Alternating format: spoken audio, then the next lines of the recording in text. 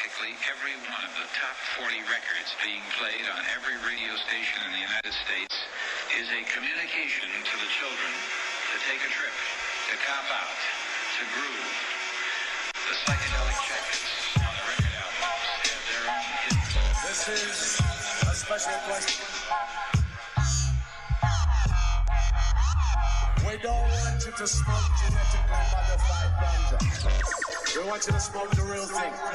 We want you to smoke the natural herb. Some call it marijuana, some call it sensimedia, some call it lamb's bread, and some people call it ganja.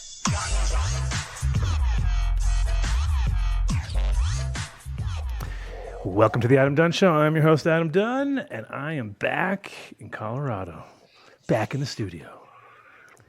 Quarantining for 14 days, though. I know. It was a long. But I got MTI over here in the studio with me live together. Not like Dave there off in his little bubble. Where's your mask, I'm Dave? in my bubble. I wanted to see you with the mask at least. Right? You're disappointing me. Oh, man. Then I'll tell And you you're for next coughing. week. And you're coughing. You're the guy that needs to wear one. Don't go to Moffat until Tuesday, and I'll go with you. Forget about it. I'm going on Monday. But you can. I might stay the night. You can come out and hang out with us on Tuesday. How's that? Maybe I'll do that. That I could do. Maybe I'll do that because I have a nice hot springs done. Anyway, separate from all that, welcome to the show. We have a full show. We have an international show this time. We have Nacho calling in the beginning of the show from, how do you pronounce it? Is it Arkeem? I call him Requiem, and no one's corrected me. So it's okay. Requiem until somebody says, hey, fuck stick. Well, we're going to find out today. RKIM. Yeah, we're going to find out today what the actual name is because it seems weird as far as I'm concerned, but it's okay. Good seeds, good people. We're going to chat with him. We're also going to have Bill Drake, who I'm really excited to talk to because Bill is quite the legend in the industry. Is one of those, but he's also one of those authors who just kind of stayed, he was more on the DL, it seemed like, didn't it? I mean, but he wrote the very, very first English cannabis cultivation book, and he has a new book which he's coming out with about tobacco, which I've always said this too. I've always been like, why the fuck do people make such a big deal over tobacco? Like as far as like getting addicted to it, because it doesn't seem like it does anything, right? Apparently it did, and did a lot. I mean, the thing is, back in the day, especially when you have indigenous strains from, that there was a reason why people wanted this plant, and it's it's also spiritually, it's important, and also to have the ability. Like it's crazy when I did my peyote ceremony and I watched them using like crappy tobacco. I was like, oh man, what are you guys doing? Like you had to donate, you had to bring tobacco with you, and nobody had everyone was giving them like American spirits, like that's spiritual in any way, shape, or form. I was like, that's not. I grew some this year. Oh. So we got some ourselves, and I think that's going to be I'm going to be quite interested to talk to him about that because he's going to talk about not only growing it, but also about the pesticides that are in actual tobacco, which is really weird because when you think about it, it's like, wait a minute. So we as cannabis growers have to be on this fucking thin line. We can't use this. We got to use, and they're allowed to just dump whatever the fuck they want, whenever the fuck they want, and it can be. It's never. It never tested. That's to your point. People aren't pissed over tobacco. They're pissed over what the corporations have done to modern tobacco to keep you hooked on it and turn it into that gotta-have-it drug. Tobacco back in the ages, I can imagine it was a sacred plant, of course. Enjoyed by many and probably in rituals and used recreationally. And then definitely used in rituals. Yeah, definitely. and then it got dumbed up. And you say chemicals while it's growing. What about the chemicals they put in after they process it? And that's the case. And that's the thing. Things we could never do. Like, oh, you know what? Hey, this weed's not really burning. Let's throw some shit in there to make it burn. Great. Sounds good to me. Let's do it. Hey, I know a guy who's got a whole bunch of old chemicals sitting around. I bet one of those would keep it. Yeah, let's try all these things. And then they never have to. I think that's called vitamin E acetate. Something like that. Right? So they have it, it's all shit. Yeah, so we're gonna get into that whole discussion with Bill, and he sent me a whole gamut of other subjects we could be talking about. So I think it's going to be super interesting. We're gonna have him on the second half of the show, And Yeah, but tone down for a second. what? People want to hear about all the stars that you hung out No, with no, in Miami the life you lived and all the elbows you rubbed. I don't even know what you're talking about, dude.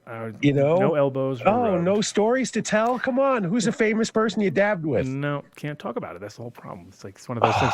I signed things and I signed papers. So you're not allowed. What happens on the boat? Pretty much stays on the boat. Yeah, exactly. But stays on the boat. It was a good trip. I tried, guys. No, it was a good trip. Had fun. I got pulled over in a McLaren, so that's all you need to know. That's pretty much that's it. Like, okay, so there you go. That was a successful trip. Now I'm getting all these letters from lawyers trying to represent me because they saw the word McLaren and they were like, oh, this guy. Anyway. Wait, you got pulled over in a McLaren? Mm-hmm. Yeah, with my kids. Yeah, it was really funny because I had my kids, so he was expecting to open it up and see like some dude partying with some chick, and it's like Nick holding his stuffed animal, like woo, like all nervous. I was like, dude, you can't. How can that cop give me a ticket with a 7-year-old or 8-year-old in the car? It's like, come on, what a douche. How fast were we going? Not even fast. That was the funny part. I had been pounding on this thing in many places, and of course, the one time I get pulled over, it's during a little speed trap set up in a fucking construction zone on the it was a classic. So, 83 and a 50, so it's 33 over, which sucks. So I got to deal with that bullshit. But it's like, Your Honor, it was a McLaren. He was doing 83 miles an hour in a McLaren. Like, what the fuck? That's first gear. It wasn't get an award for 183.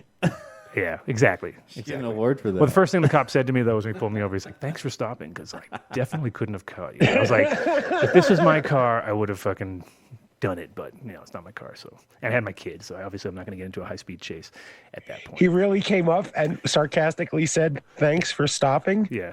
It was a 660 LT hilarious. MSO for people to know which one. And it was badass. It was 1 of 12. 1 of 12. Things shot flames out of the back, so that's how cool it was. Like, once you let off the gas, you pound on, let off the gas, you look at the back, you see flames shooting out the top. So you're like... And you were getting no love? You didn't try to talk your way down to, like, 55 in a 50, tell him it's not your car? I was just happy he didn't say, hey, you know what? This license is expired on June 15th. And I was like I'm taking whatever I can. Because all he had to do is say, technically, you cannot operate this vehicle. And I would have been fucked, right? So anyway. Wait, no, he couldn't even read it because a Colorado driver's license text, the print is so fucking small. That's to our advantage. That's great. Good for you. You lucked out then. Now I can tell why you took the 85. Yeah, I was like, whatever. I'll take it. Because I was already like looking at my kid going, if he comes back and says, Mr. Dunn, please step out of the vehicle. Home, Nick. I don't think Nick could drive it yet. I don't think he could reach the pedal. It was a good show. It was fun to link up with some people down there. It was good having Gringo Loco in the show. I got a lot of good feedback from that from people who have worked with him in the past, and it's like, definitely good guy to know if you're down there. Keep an eye out for him, and also go to check out because we have a Dunn deal set up at the shop there. So I don't, if you're in Fort Lauderdale and you need some glass or accessories or whatever. Well, if somebody makes RSO down there, bring him some because he could use some. So trade some RSO for tattoo. Who are you talking to? I'm not talking. I'm talking about Gringo Loco. Yeah, Gringo Loco. No, you're talking about Boogstar. You're on a totally different tip. Oh, that's why he's look the at guest. that. That's why he is the co-host. Yeah. Right. Can't keep a story straight. It's all right. Look at that. Shout out How to long Boog. did it take? Shout out to Boog. Shout out to Boog, of course. That on a different note is going to be happening in December. So I'm going to go back. I'll be back in Miami. Oh shit! I forgot to bring a shirt. Son of a bitch. Son of a beach. You son of a beach. Wait, you forgot to bring them from Miami, or you forgot to bring them from totally forgot to bring them from Miami. I was making it sound like I didn't really forget them, but I did. I forgot them in Miami. So I'll have them shipped out. No, my friend's coming out actually from there soon, so I'll have them bring them. Okay. All right. Anyway. Good excuse. Right. So let's get this out of the way, man. What? Just let's who's talk suffering. about this. Let's talk about that because it was. Yeah. And anybody suffering from the fires out in Oregon, California, or anywhere, my heart goes out to all of you. I saw some horrible photos that Massive Seeds posted. Looked like all his plants survived, but he lost almost every structure in their business, including their home. And that is just terrible, devastating. And to hear that some of these fires were started, by people doing stupid things it makes it even more painful. Right. It's it's fucking heartbreaking to say the least, but it's also like, we're just getting, this year has literally been like just the whole year's on fire. It's crazy. And I mean, Oregon, did you see the sky the other day on those photos? You're like, dude, where the hell are we right now? It's like insane. And the amount of health issues that are going to come of that, like people don't realize like how toxic that smoke is, because it's not just, obviously it's trees and things, but there's structures are burning and, there's all insulation. All sorts of nasty cars, shit. And so it's rubber. It's crazy. But it's one of those, fucking things that we really can't. Only thing you can do in if you're in California and places like that, it's like one of those deals where, they've been through this so much over the last few years. It's like it's time to maybe rethink some of the places that we set our shit up in, because if you have a fire coming through year after year, and it's only going to get worse, right? I mean, it hasn't proven to be getting any less. Colorado's getting its ass kicked a little bit here and there too, but nothing like there. We just last week it was raining ash here. Yeah, I know. Though. So we can feel a little bit of it, but definitely it seems like over there it's out of control. Yeah. More bad news. Let's just go through all the bad news at once. Bad news. Yeah. Toots. Today, Yeah. heard that this morning. That was also sad. The guy who literally originated the word reggae. I mean, that's how imperative he was to that genre. I mean, he is, and also when you see him play live, he's such a strong guy. You know what I mean? He's such a powerful dude just to look at, as far as the way he carries himself and stuff. So to think that COVID-related illness, you know what I mean? That really seems bullshit. That's like fucking shit, That's super shitty. Super shitty. And it seems like musicians have gotten the fucking hard end of this, right? It's like, how many guitar players and singers and people have we lost in the last year? It's been, I mean, obviously because a lot of these people are in that age group to be, susceptible, let's say, but it's been a devastating year. It's fucking crazy. I just want to let it be a memory. Let's put 2020 in the past. Let's move forward. Only positive to come, because I think most of us have had all the shit. We've paid it forward for several years now, and now it's time for some prosperity, some harmony, some love, maybe some relaxation countrywide for cannabis. I know there's a big vote coming up. It was interesting. I read a couple of different opinion pieces on it, but one person took the opinion that Democrats are staking it all, that they're putting it all on the line with this vote in the House, and they're to legalize, yeah, they're lifting their skirt. They're saying we're not going to get in the way of it anymore. This is it, and it's going to be really up to who's ever in power then, or the Republicans in the Senate. Whatever his name is. This is one of those situations though where hardly anybody's talking about it, right? It seems to be like barely being talked about. And then the reality is, I don't really think we should do it anyway. It's like, fuck that. It hasn't proven to do anything good for us yet. And the fact that the minute it goes into federally accepted, then you think Chads are in our industry now?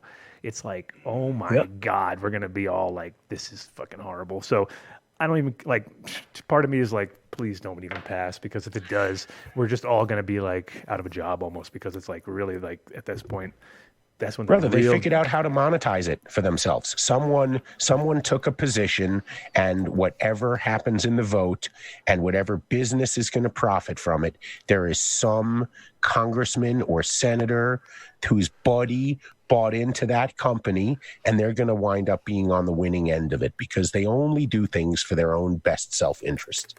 It doesn't matter if it's the right thing to do. They're just going to do it because they know how to capitalize on it. And that's what sucks. And I completely agree. Well, it's the same.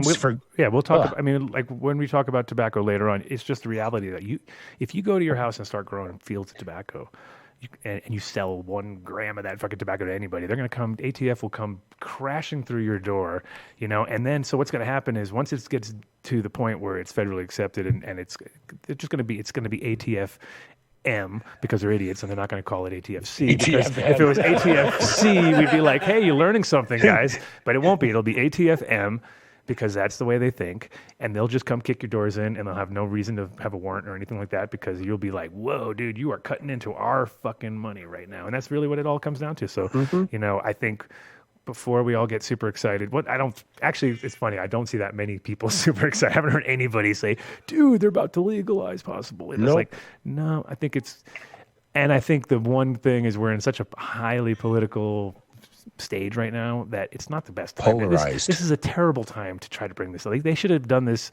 a while ago and done it right. But at this time, it's like, don't even try to muddy the waters with this because all that means is they're going to just pull it out from underneath us, is the way I look at it. So, sucky news. That was a sucky news hour. News. We'll save that dialogue Sucky for when news. we do our cannabis and politics show. Sucky news. Suck. Sucky news. Sucky news. Nice, Mark. You've been working on it. Dude, he's been on it. He's like over there finger tapping all day, trying to get the right rhythm. That's right. Amazed. That's because he went out. Did you go out fucking play disc golf today? Oh yeah, I was out this morning playing some disc golf. Wow. What a sporty guy. Yeah. Between all three of us, you are definitely the sportiest. I'd take care of You all are the the sports for all of sportiest. us. Sporty Mark. That's right. Well, I have some jerseys. Nice. Yeah. Yeah, Yeah, he had a Broncos plumber jersey jerseys. he was rocking the other day. that's right, baby. Yeah. And Romanowski. And I still plumber's have cool my Chris because Nyland jersey. he supports weed, like him and Tom Jackson. Well, there you go. Make sure I turn Nice. my phone off. Jake Plummer lives here in Boulder. So, look at that. Mike Denver says, in better news, bomb sack number 1 is curing up. So when are we going to have him on? I guess pretty soon. Okay. Oh, him to come speaking hang of out. having people on and not, what's going on next week? You're out of town? Oh, You're yeah. fucking us over? Yeah, I I'm just want fucking everyone you to over. know that right now he's trying to fuck us over next week. Yeah, I'm trying After to we fuck you got over. screwed up this week with the I know. fucking, it's never ending. This I is wish it was like for almost something fun, renouncing but our it's Friday So spot. what day can we do the show? Thursday night. Okay, so Tomorrow. basically, we're keeping you guys on your toes because every week we're gonna have a new date and a new time. We went from the fucking Friday solid, For years, never missing yeah. a Friday. Well, maybe missing one or two, one but for the most part, keeping it on a Friday. Now, Adam Dunn show, Tuesday edition coming soon? No, Thursday. Thursday, I think we'll do it. That sounds Okay, good. Yeah. I'm coming. Because I'd rather do It'll that. be after work. Oh no, shit! I just realized. What? Well, You doing something Thursday? no, the guest that I have, he's like you. He thinks he has a life out there doing fun stuff. When the Adam Dunn show needs him on a Friday. At first he said yes, then he said, yeah, actually I'm coming back on that day. So I'll have to find out. I'll check it out. It may be Thursday. Well, the other thing we can do is we can set up the Zoom call. Yeah. You guys can record it, and then I'll upload it. That never works right. What do you mean? it's No sound effects, no fun, no, terrible, bad idea. No. We need you, Mark. We need the production value. See? We need to keep You're the this high. backbone. We need to keep this high production value. Otherwise, we'll lose everybody because they'll be like, man, this show used to be so tight. Mark, is it possible one of the interns could do your job? Are they nobody available? can We do have that. 10 interns. Yeah. Oh, right here. Where is he? Yeah, we'll get Vinny up on here. Vinny Bob. We'll just leave it all set up. Vinny can do it. Vinny can. What? You say his name? Actually, Mark, just leave the equipment Oh, yeah, on. we can do it. All right. So maybe we'll do a Friday show. Maybe we're going to do it. And then you can watch from the. Where are you going to be camping or something? No, I'm driving to Vegas. For What? I know for a funeral though. Oh, so okay. it's like that is not a good. That Wait, is did you just say driving to Vegas? for a funeral? yeah. Yeah, you didn't give me enough pause to say you're getting married, and you had to say funeral because now it's not funny. It's one or the other. Yeah. It's either right. getting married or no. You never know. Well, that sucks. You're certainly not going there for the great weed. No, they have decent weed there. Yeah, It's man. expensive. It's expensive. It but- is, no, I tell you, the thing is, they have so many spoiled LA fucking one. Like, dude, it's got to be. They have so they have to have to keep, at least to have good OGs there. I know that. Maybe the rest is not so exciting, but they have to have a decent OG. Otherwise, they're going to lose out. All right. All right. Well, All right. our guest should be calling in soon here. So we're gonna have What time is we're it? having a Is it translator, time? and we're having a translator because just in case. I mean, Nacho's fine. I heard his English; it was not a problem. But of course, for his sake, if he's got something he really needs to tell us that he doesn't know the words for, we'll have a translator waiting in the wings, right? Yeah. According to you. Yeah, well, no. Pelayo, who is a partner of mine in our Colombia operation, Gotcha. speaks fluent English, Spanish, and probably a couple of other languages I don't know about. He looks like the 26-year-old version of Fabio. It was fun walking around Spanibus with him a couple of years ago. That was very enjoyable. And Nacho has been with Requiem since the beginning. Every time we met with Requiem and talked to them, Adam was saying, doesn't Nacho have a guy that speaks fluent English that can be around him in those tough situations? And my response was, well, he's that guy, in his crew. So his English is fine. Yeah. But Pelayo will be on just in case. Cool. Just in case we want to get down into some language that we don't know. And I'll ping him right now to get him on. Ping him. You do that. Yeah. Yeah. You got any ping music? No. Pinging sounds. Yeah, that didn't even do nothing to me, man. I could probably That smoke ain't this whole nothing, joint, man. and still walk away, man. Oh, here we go. Wouldn't be no problem at all, man. Hello. Hello. Oh, momentito. Yeah, he's still connecting his audio. Gotcha. Hi, man. Hello, Hey, Nacho. Nacho. How are you, brother? Fine. What's Yeah. that, Tata? Welcome. good. Well, look at him got the shirt going. representing. Yeah, thank you. It's amazing. Good to see you, man. It's been a long time. I was looking forward to us hanging out in March, Yeah. and then fucking the world blew up. Also, 2 years ago, no? From the Spanish of 2017, Yeah, we met that was together. it. That was the last time. Yeah.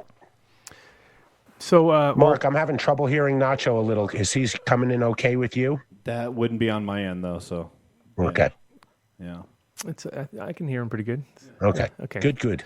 So, welcome to the show. First question, because Dave couldn't answer it, and so he's supposed to be an expert, but he couldn't answer it. How do you pronounce the name of your company properly? Erkiem. Archeum. And what did you say? Archeum. And what did you say, Dave? But Dave. like Bulgari language, we say Rekiem. Like R-A-K-M. Okay, Rekiem. but this is just, Requiem. Like Spanish, gotcha. And what did you say, Dave? Just so we know. Requiem. Yeah, you were more like Requiem or something. Yes. Yeah. No, Requiem. Cool. And you guys started in '98, right? Yeah. And One of my partners, Angel, started all this long way in '98 when they be really younger with his father, because the father have a couple American friends. They come to holidays to Spain, and they want to smoke good weed, and they give to Angel and his father the seeds from different. These people be a veteran of war, and they give seeds from different places. And Angel, every year they grow these seeds, they give to them, and these people have weed when they come to holidays.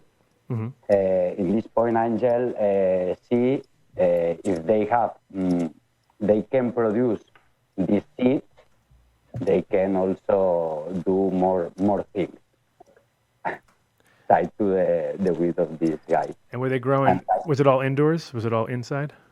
No, first of all, we start with outdoor. Okay, nice. And now all be indoor or greenhouse.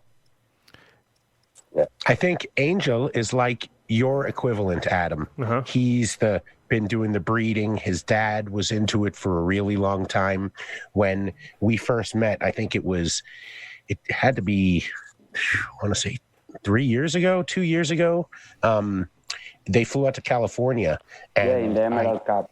Yeah, and I pulled out some DJC, and I pulled out some Tropicana, and truth, he was able to say, "Oh, this smells like this crossed with this strain and this," and there are 5 of them there, and so you hand one bud, and they instantly hand it to Angel, and he's telling you the history of it, which was really cool. So he's the Spanish version of you, I think. So it'll be cool to figure out a way to get the 2 of you to talk at some point. Yeah, Angel is a history life of the cannabis here in Spain. They know a lot of the strains. They always be in continuous learning continuously about the new strains. It's an amazing how they can see the future of the market. Mm-hmm. Like, we need to do this cross today because this work go outside in 3 years or 2 years, and in 2 years this cross gonna be the top. Mm-hmm. And happen with Haribo, happen with Sublimator, now happen with the 3 new strains we launched to the market, and go through and What year did you guys put the sublimator on? Because I remember that. I remember seeing that. I think was that 2 years ago also at the Spanibus? Not this last year, but the year before. Yeah, IB also. Did it enter? Did you guys enter? Did you guys enter that though, or? Yeah, 2 years ago in 2017, we win 5 awards. Oh, nice. Yeah, because I think I tried some of that. I tried some of that year, and that was quite impressive. And one of them be this be 3 years ago. With Sublimator, we win the most grade of THC in one strain. In 2018, when I was there with you, you won 5 cups, right? Yeah.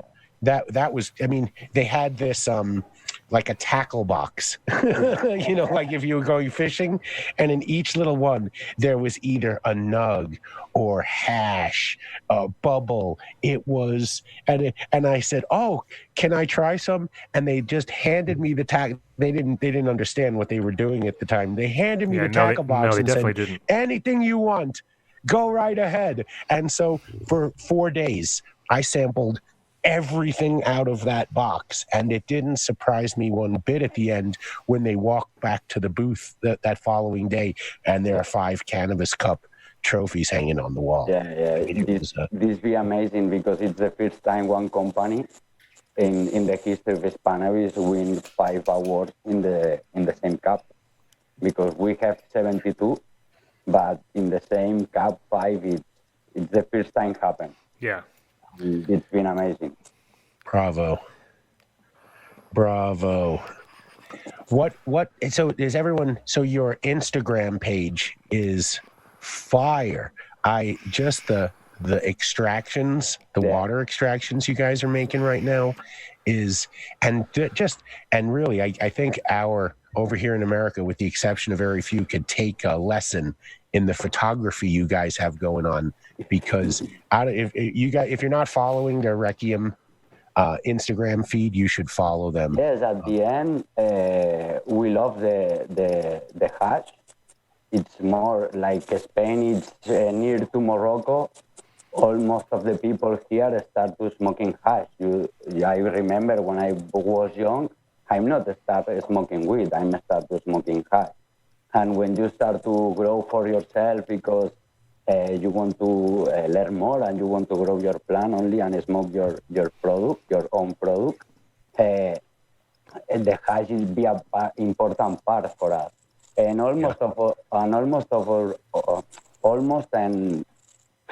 and totally all our strains, we try to design or try to give to the market to get a good water hash, red or rosin or something like that. We love this, and Angel are doing some seminaries in Chile and Uruguay to show to the people who do these things.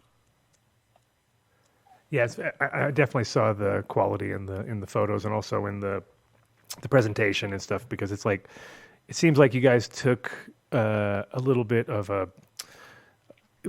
it's like you took a look at what was going on and but your style is definitely comparable to like people over here who are doing. I mean, not to say that you're like Jungle Boys or something like that, but similar in the sense of like it's like a new generation of people who are very Instagram savvy, very on point. Like whereas I'm coming from the dinosaur age of growers who were like hiding around, trying not to tell you know, trying to keep it all undercover. Don't take photos that like hire some other guy to come over and take some photos for you because you just didn't have the time or energy to do it. But yeah, I think you guys kind of touched the nerve with your quality control. It seems is very high. Is what I. We think it's important for us show to the people what you can get with our strains or what we can get the people because almost of the pictures be shared from another grower. And for that we have one team, it's Erkiem Live, and it's two guys. This work is come to the gardens, take good pictures, come to when we do extractions, take good pictures. And we have too a YouTube channel and with a lot of videos about how we work every day or tips or tricks or how we go to see some friends on some club in Barcelona or how we go to see the people we work together with the fertilizers and like show to the people we are regular people and only love our work. Yeah. And that's it. Hey, I see you now. You turn the light on. Well, I think it's like you know the. No, I lost my. Now I totally lost my train of thought. Let me do another dab. Hold on a second. I'll remember in a second. You jump on there for a second. So Nacho, you're not just in Spain, in Barcelona, right? You have spread out across Europe and into the sort of the Slavic. I don't even know, what do we call the former Russian countries? Like you're in Yugoslavia, right? Yeah, we normally. Sorry, can you repeat me the question? You have grow locations and partners because I've seen Requiem in other countries outside of Spain. Yes. So you're pretty much all over Europe now, right? Yes. We work in almost all the Europe. We have the presence of the seed, and also if somebody needs some. I don't know if it's the correct word, some auditory or some help, they can contact with us and normally we can go and arrive to some deal to go and check the installation and provide seeds and all that. The A-team of cannabis. I remember what the fuck I was thinking. There you go. What I was thinking, the biggest problem I had, and a lot of people when you're growing and you're trying to take photos of cannabis, is the fact that you fuck all your shit up. Like your lenses get fucked up, and you're trying to do plants 1 minute, and then you're trying to take photos the next minute, and it never works. You need that one dedicated guy. That's all he does. He doesn't sit there and touch. You touch the plants for him, because I've ruined so much equipment over the years where I'd be like, well, it was a really nice camera until I brought it in the grow room and didn't fucking pay attention and kept trying to go back and forth. And just like my phone, when I'm trying to trim and make a phone call, and then it's like, it's all stuck to everything. So that's what I was thinking. It has nothing to do with anything else. But you want to know something interesting? That same thing happens to Heather when she makes cakes because his sugar is the same thing. Mm-hmm. Yeah. Here's a secret for you. You wrap your cell phone in cellophane. Mm-hmm. Everything still works, but you don't get resin all over it when you're doing trimming in water hash and you want to touch your phone. Mm-hmm. So there's just a little wow. Was that a nugget? Nugget. I think that was a nugget. Holy shit. Dave rarely. That's a rarity right there. Dave Nugget. Yeah. I think that's. Come on, give me a second nugget then. Is that a? What's wow. No, you're not getting a second nugget. You are not getting another nugget. That was more than enough. Your yearly nugget. So now that I mean, one of the things we're all sad because we wanted to come to Spain obviously this year for Spanibus, but they opened up, they kind of closed again, then they open up. What's it like right now? What's the situation for the cannabis scene, let's say? The last notice we had about the Spanibus is in April of the next year. Mm. And first of all, being in August, after September, and now it's in April. Oh, that's the worst idea ever. Don't do April. Oh, because now all the Americans are going to go, I can't go in April because I got 420, and then if I go there, I'm going to lose business. Oh, yeah, it's classic. Classic. And also for all the companies, it's not the best date to do because the season is barely even started. Hasn't even. You're working with last year's outdoor, or for nothing. all of us, the best date be in February because all the people need to get their stuff for the next season, and like that you can really work. Yeah. And April, I don't know if it works like It's the tough. other year. It's tough because it's also like you if you're are working, you're busy as fuck that time, and also 420 is just saturated. You know what I mean? It's like the whole month of April, I think, is should be off limits to new shows in a way, just because it makes it hard. I think too, though, they're just really, they need to stay relevant. So they're picking a date and they're putting it out there. But I think as we get closer to it, you'll watch. They'll push back and try to get it to align with something that more Americans can come to, because they have to know they're not going to get travel. I think it's more about the place where we do, not. It's more the place what we do. They give to them the another day.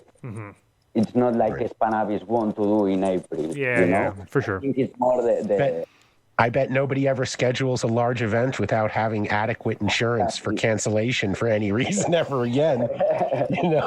And so, I mean, really, I remember. I mean, we were talking days up into the event. You're like, oh, it's going to be on. It's going to be on. I'm like, Nacho. Yeah, no. We kept all the booths. We kept ready with two places. This year have two steps, and fucked up. Because they had you by the balls. What could they do? We only need to put the graphics. It's the last one the guys need to put. Are all ready for start. It's all set up. One day before, the Spanish government say you can do anything like that with all the people. It's normal. What are you going to do? Listen, they did what they had to do. They obviously they knew how to throw a cannabis event. They weren't the best at making sure they had the insurance just in case something happened, and so they had to wait for the government to step in, because otherwise they would have gotten sued by everybody. So. Well, I mean, Spannabis it's good. 2021. It's good that they're going to at least keep it going, because it was definitely looking like it could be the nail in the coffin. You know what I mean? Like, that's it. End of story. But luckily, at least High Times is not involved, though. So at least Spannabis is Spannabis and High Times is High Times, and they're totally separate, because otherwise the curse of High Times would be upon it. That's true. But that curse is now over. It's over. It's like ding dong, the witch is dead situation. Like, really? It's really over? It's over? Yeah. Yeah, it's crazy.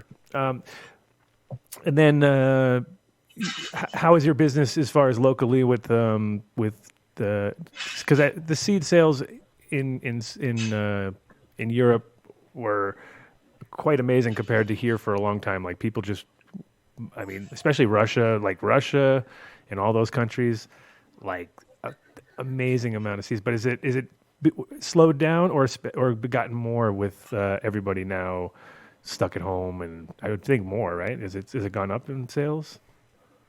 Yeah. We grow the sales for website. This we feel in this. This is what you asked me, no? In this time. Yeah, just now lately, has the sales gone up or down because of people being stuck at home? The sales, you need to think we work in a lot in South America. It means when here it's not season, I have the season in South America. Sure. I'm always being constantly work. And we work a lot in Chile, Uruguay, and now we want to open in Peru and Brazil. Brazil, we start to 2 weeks or something like that. Brazil just opened up, right? I mean, it just became possible for them to sell seeds now. And a couple of people contact with us in the fair of Uruguay, in the meeting of Uruguay from Brazil, and they want to start to sell also seeds here. Yeah. And yes, really our sales every month grow up because mostly in South America we hit strong, and the people like to grow from seed and like what they find is good, they continuously with that. And you have a lot of. Have you seen a lot of like large scale outdoor production with your seeds, or is it still mostly? Yeah. Now we have a large production. We work also in CBD. Okay. We do CBD flowers also and CBD strain, but this is more face to the big industry. Okay. And now in Uruguay we have license for produce and CBD. And we get also the license of investigation, the investigation on the envelope. Like that, we can now work with our strains of THC and certificate this strain with one government.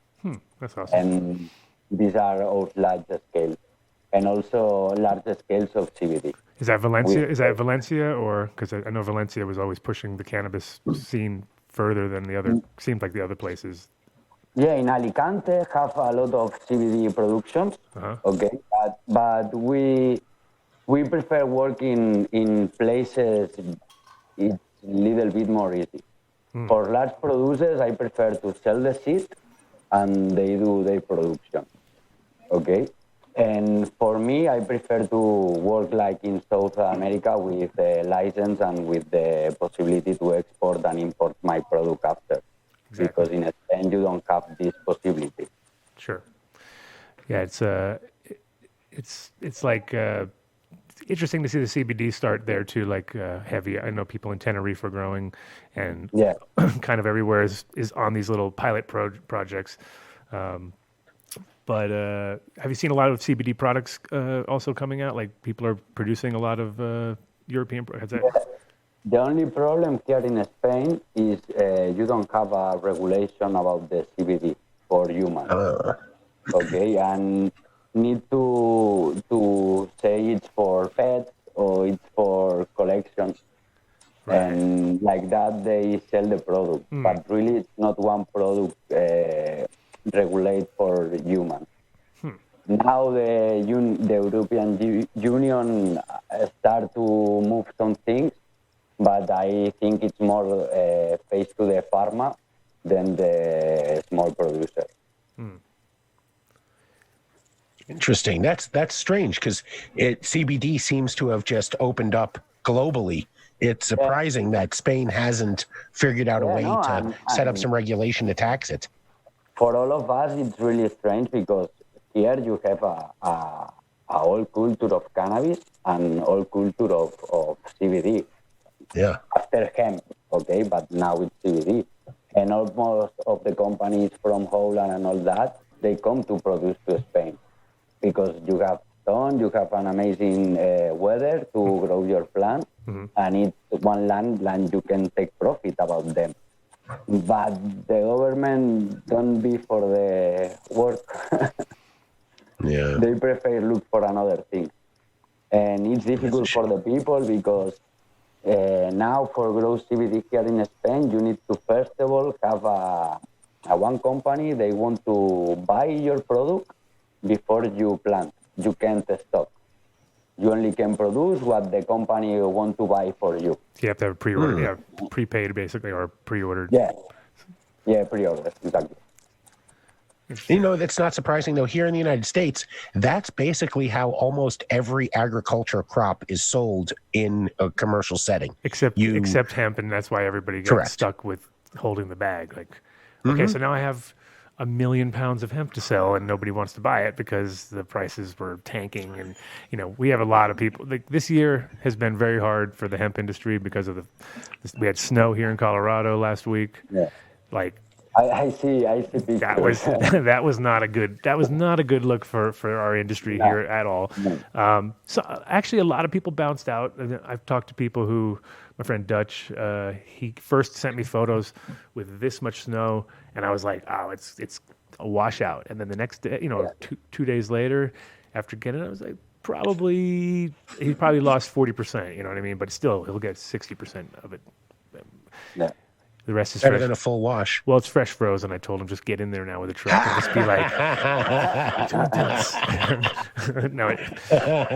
Where's that cymbal crash, Mark? I know he's rolling a joint, dude. Leave him alone. Oh, There we go. there we go.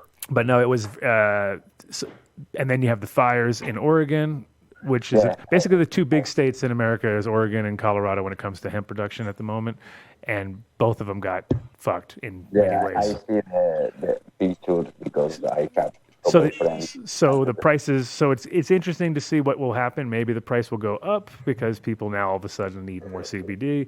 But I do know there's a lot of people sitting on a lot of product, whether it's distillate, isolate, biomass.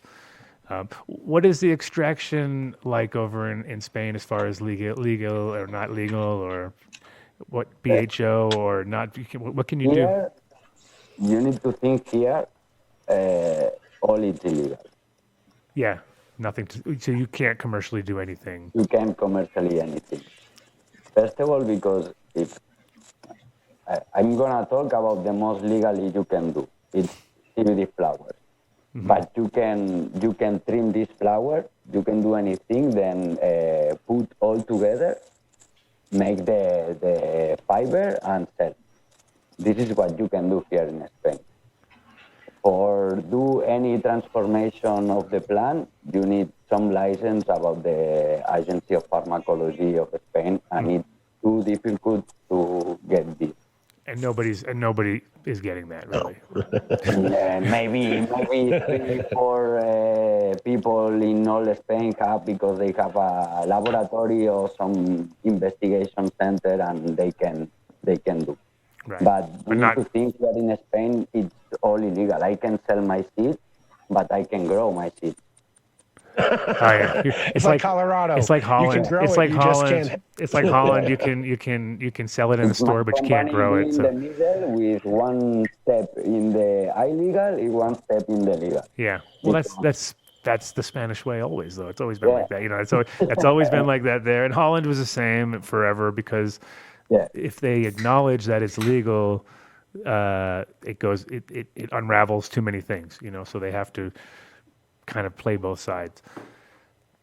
And then the clubs must be also having a hard time with the regulations and the difficultness of because before it was going pretty crazy for a while. I mean, I remember in 2009 when like the first ones were opening up, and I couldn't believe it is even possible. And then it just got bigger. But then it seems like also there's a lot of it's quite hard to keep those shops open. I mean, or maybe not, depending who you know, I guess.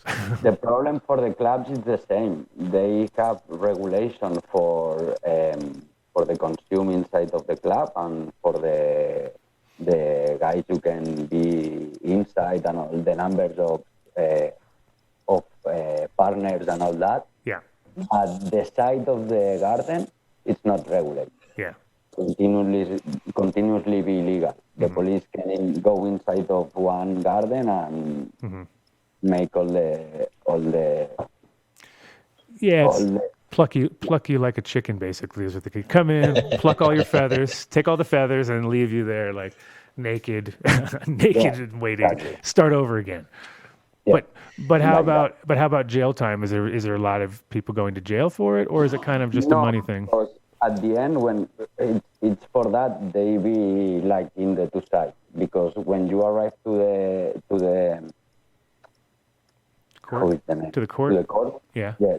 When you arrive to the court, you can present this garden. It's about one club, and the numbers of partners and the number of plants. It's for this number of partners, and at the end, almost of the time, it's only pay something because continuously be legal, but nobody goes to jail. Right. And just You and need just a good, and you need a good liar, right. for that. So, Now is Did you that say a good liar or a good lawyer? Or good both? lawyer. they're the same Good thing. They're the same Yeah, thing. both. It's the same exact thing. You just have to think about it in different contexts. Does it bring heat to the? Does that if that happens? Though, say somebody has got a garden and they use that as a defense. Does that not make the club be susceptible now to more investigations because they know? Oh, now we know this is your Sure. garden and your thing. Or does it? Do they let you grow again, or you just have to go sneak away around and do another garden sneaky? The people grow again. Of course, right? Yeah, At the end, you have your business, and you need to continue with your business, Yeah. or that, or close your business. for sure. It's like that. The point is, all the people fight for one real regulation. Yeah. Then, okay, I can be a place with cannabis, and I can take my part of this garden, because if it's of all inside of one club, don't sell cannabis. You pay for the cure about this for the grow of this cannabis, for all the process until arrives to your club. Okay, it means I can do all these things, but I can grow the plant. Then the government tell me I can consume inside of this place, and it's like crazy. So Trésor is a sponsor of our show. What club do you like to go to in Barcelona? You have a lot of clubs to go. You have HQ. HQ is very HQ? popular. Yeah, HQ. Yeah, yeah. it's a really good club. Also, La Casa de Canja, Nectar Club, when we do the party. That's where we went. Yeah. Yeah. And a lot of clubs you have be amazing for go. If you want, when they come, or if you call me and we can go together. Sure. I don't know when that'll be. Adam will be there way before me. Yeah, now it's difficult. Yeah. No, our U.S. passport is shit now. Yeah. Shit. Yeah, They it's like can't travel anywhere. It's like a Sri Where Lanka- can we it's go? We can go to 24 places, but they're Yeah. mostly in the Caribbean and in Eastern Russia, it's like Estonia and stuff like that. I think. Like, Can we go to Russia? I think so. I don't know. I don't know. Don't hold me on any of that. I just know it was Slavic countries. It wasn't necessarily Russia itself. I think it was just Slavic countries. And Now gonna be cold in all these places because it started winter. yeah, I think we can go to 24 places. It's less than a Sri Lankan passport now. That's how bad we are. We have lowered our levels down. And they used to be one of the worst. They used to be one of the places that was like, what? You can't. They were always high on the list. But Lower than Sri Lanka. yes, that was us. That was us. So what projects you guys got going on now as far as cannabis? You have new strains or any haze strains that you guys are working with or something Now different? for Shameless this plug. last Spannabis, we normally launch not every year, but every 2 years or something like that. We launch one strain in the Spannabis here in Europe, and another strain we launch in the Feria of Chile. One for the season of here and one for the season of there, with different kind of strains about what we like in Europe and what we like in South America. And the new strain we want to launch in Spannabis this last year, and at the end we launch like normally via regular strain. The name is Ghost. The name comes for the dog of one of my partners from Uri. And it's a cross between Ghost OG for cross with Purple Punch 2.0 of symbiotic genetics. And it's amazing cross. The another one is Sugus. It's a platinum stock for one male of ice cream cake, and also amazing resin and also irregular strain. And the third one be the Dosidos. We launch we launch with the Purple Punch Alpha Cat cross with the Dosidos of North Cal. It's funny because when you hear a Spanish guy talking about Dosidos and Purple Punch and stuff, it's kind of like we're expecting much more Spanish-sounding names thrown into the. Yeah, at the end, like we move in a global market, the name is normally be international name. Oh yeah, no. Right now it's funny how things come into fashion. Like before Dutch strains were the popular strain, so whatever the Dutch and the Dutch are very uncreative with their strain names. And then you go to America, and America is like takes it too far. Like they're like, okay, guys, relax on the desserts. Everybody's got we've ruined every food out there. You know what I mean? Every breakfast food is taken. Yeah, and we can't. And everybody realizes they can't. And Star Wars is over. There's certain things that people just go and they annihilate the names. But it'd be nice to see some things come out of Europe that or come out of Spain, because Spain's already becoming established as a great place to do breeding because of the fact that you have outdoor ability, really, which we don't have. Like Holland never had that. Holland was always they could make seeds, but it was always indoors, occasionally greenhouse, but 90% of the time was indoors, which isn't really the best way, in my opinion, to produce seeds, because you never get to see the plant 100%. You only see what you I gave it this much light, I gave it this much food, I see this plant. Another guy gives it more food, more light, he gets a bigger plant, he gets a different plant sometimes, or he grows it a little different. So, but if you grow outdoors, you can see the plant just do its thing as big as it wants to go. And so Spain, I think, had some amazing outdoor grows. The only thing in Barcelona, I didn't like the water. That was the problem. Who grew indoors in Barcelona, the weed became very brown quickly and changed colors, and it was very didn't have a good taste a lot of times. Looked good sometimes, but the taste was funky. But what's the best? Who has the best growing conditions in Spain, outdoors? What's the best? What's the best area? I think the area of the south.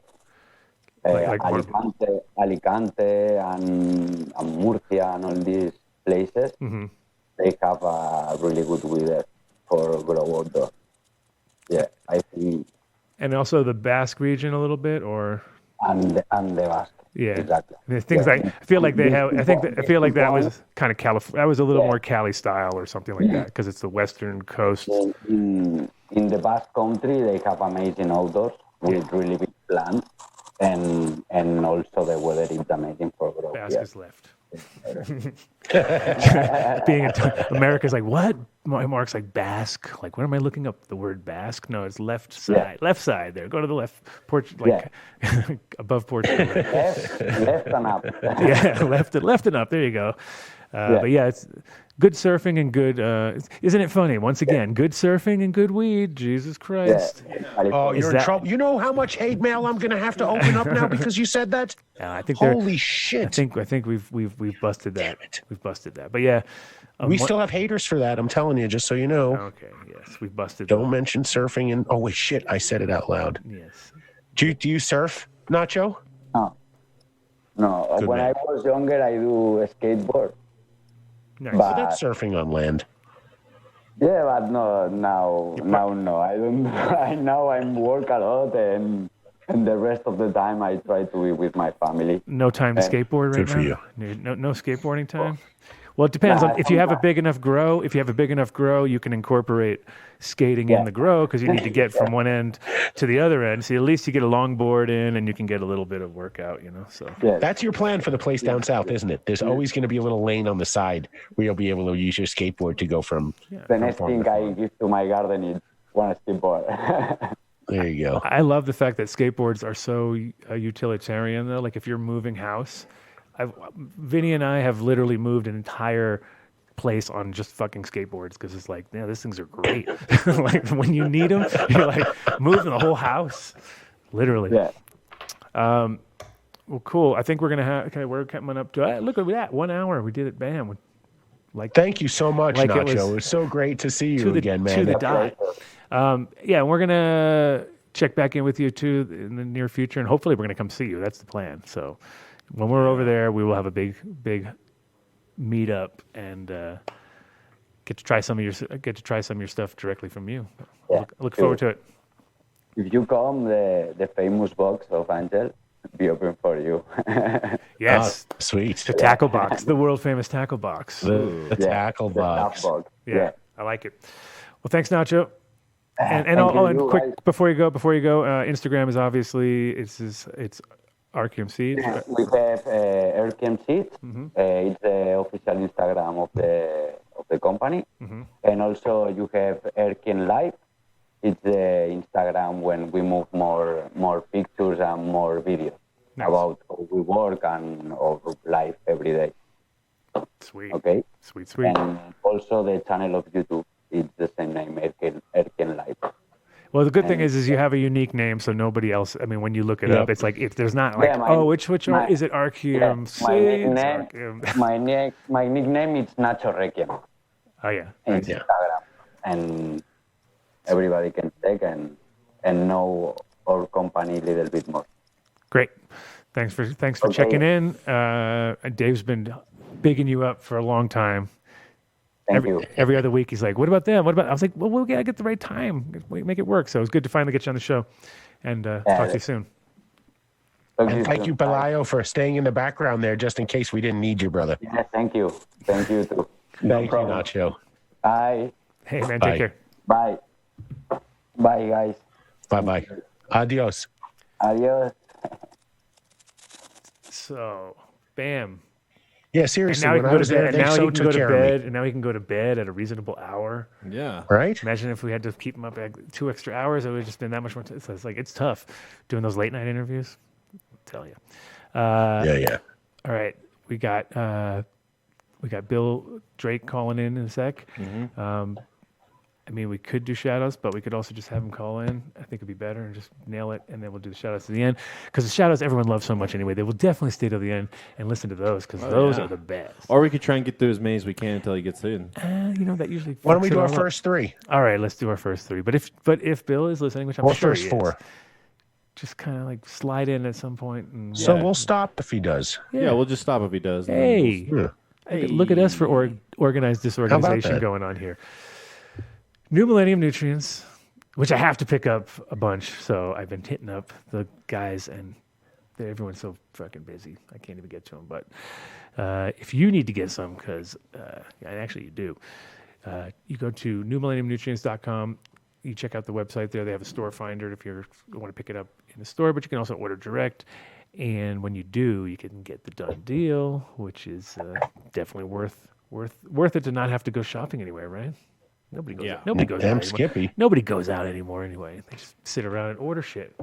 Plenty of people go out. I was out Not today Dave. in my car. You're lying already. You're I was lying. out today. You're lying. You're lying. And You're lying. You're lying. You're lying. I went by Helping Hands today because they had some no-till I wanted to try, and they met me outside. They did a curbside for me. They do curbside for everybody. And when I had to drive through Boulder, passing Pearl Street, it was more crowded than I've ever seen it pre-pandemic. So there are plenty of people out right now. Don't kid yourself for a second. You just came from Miami. Hey, you're hijacking our fucking show here. Get out of here, dude, with your jibber jabber. Jesus Christ. I'm good at that. New Millennium Nutrients, again, if you're growing any scale, doesn't matter if you're growing a tent or if you're growing a large scale operation, they're worth checking into. Not only is it super high quality products, but it's fucking efficient as hell, and it's set up for if you have a dosatron or you're setting up you have a real proper size facility. These things are ready to plug and play. You can buy them in 50-gallon pieces and slam that in there, and you're good to go. Also, done deal on that is going to be like phenomenal because the more you spend, the more you save, right? Isn't that how it goes, Dave? The more you spend, the more you save. Well, that's the bullshit line they try to tell you all the time. It's kind of true, but it is true. That it's still the more you spend, you can just stop. No. You're going to spend more, but you will save some. No, you'll save a lot with these guys too. That's the best part because it's super efficient, and then when you start working it out, price per gallon, it's pennies, So check them out. Tell them you heard about it on the show, of course. You betcha. Booyah! Oh, there you go. Incredibles. Remember, see, and this will probably be the last week we'll just really talk about Incredibles. I know, that's what I was thinking too. I was like, their person hasn't gotten in touch with us, but they are. Okay. So really, their brands are Medically Correct, Clear Creek Extracts, and True Pura. We're gonna have to learn. So you're trying to say I have to learn stuff now on my? Oh, Dave, you didn't tell me. You practically helped found the company. What are you talking about? I know. You know, it's so you. I'm sure you can talk off the cuff about anything about what really it took to start an edibles company, but these guys are consistent from the beginning to the end of effect. They're like titration in a box. So you know what's going to happen. None of this, somebody's 50 milligram isn't really 50 milligrams. They hot dose it. You should see. That's the one thing. Florida just passed to allow edibles. And like literally just passed. So they've been no edibles around. And so people have been just getting these booty bad, like nothing. Like somebody did some tests and they found like, it says 500 milligrams, it's got 50. You know what I mean? It's just like, really? Remember that, Dr. J's? And I told him the story. And I told him the story. No, and I told him, I was like, oh, they did this in Denver, and it was like, oh, it would ruin people. You know what I mean? And they were like, yep. But when they did that, what happened with Incredibles? They had actually given you a little bit more than they even said. Which they said that's still a problem, but I was like, well, dude, if they said it's 100 and it's 110, I'm good with that. But if they say it's 100 and it's 50 or 20, then what the fuck? Then you're pissed. Then you want to flip tables over Jesus. Then you want to become Jesus, flipping tables. You can look at the labels. There have been times in the past, I believe, that they've gotten a test rating where they had to short the package by one gummy because each one was up above. But I haven't heard that happening in years.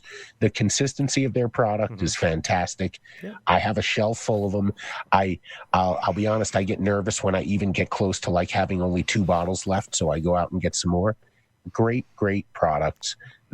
Try other companies' gummies. Try their gummies. You'll just come back to Incredibles. There's no point. They're fantastic. And right? Of course, they have True Pura, which is their CBD line, and there you can get the Dunn deal because you can get that delivered to your door. Because you're lazy sod and you're just sitting around, just like Dave, ordering shit online and eating donuts. Dave is not a lazy suck. He just chooses not to go out around other people. I just go out all the time. And I tell you one thing, my kids will come up to me in the morning and they'll say, can I have a CBD gummy? And it's been helping their allergies. Because when you think about it, allergy is just a form of inflammation, especially the pollen allergies. And my 12-year-old takes a gummy, and her sneezing goes away. So, very awesome. Look who's joined us. Through a few of them. Bill Drake, coming in hot. How you doing, my friend? I'm doing fine. How are you doing, Adam? We're doing good. Good. We're super stoked to have you on the show. We'll continue with our shout outs at the end. That's no problem. I know everybody's sad because I'm not going to do the shout outs. See, they're like, that is the best part of the show when Adam fucks everything up. I mean, shout out to Elton and Dave fucks it up. I came in on a discussion that's really dear to my heart, and that is the CBD and inflammation. I mean, keep going, man. Okay, well let's even continue that part of the discussion. Why? And because you gave me so many. Basically, I was super happy first of all to get a message from you because, like, you didn't have to explain. You didn't have to explain yourself to me. I literally was selling your book. When I was 19, out of the store, out of Sensi Seeds when I was working there because we had a pretty big book selection. Sensi. Yeah. So I worked at Sensi in '90, and your book was up there along with the original, all the original guys, and I wouldn't say I directly remember thinking like whatever happened to Bill Drake, but it was kind of like I'd met everybody else. You know what I mean? Everyone else kind of came through Amsterdam at some point. I met Ed. Yeah. I met Mel Frank. I met all those guys, and it was like, but you were more of a mystery man. So I just knew your book.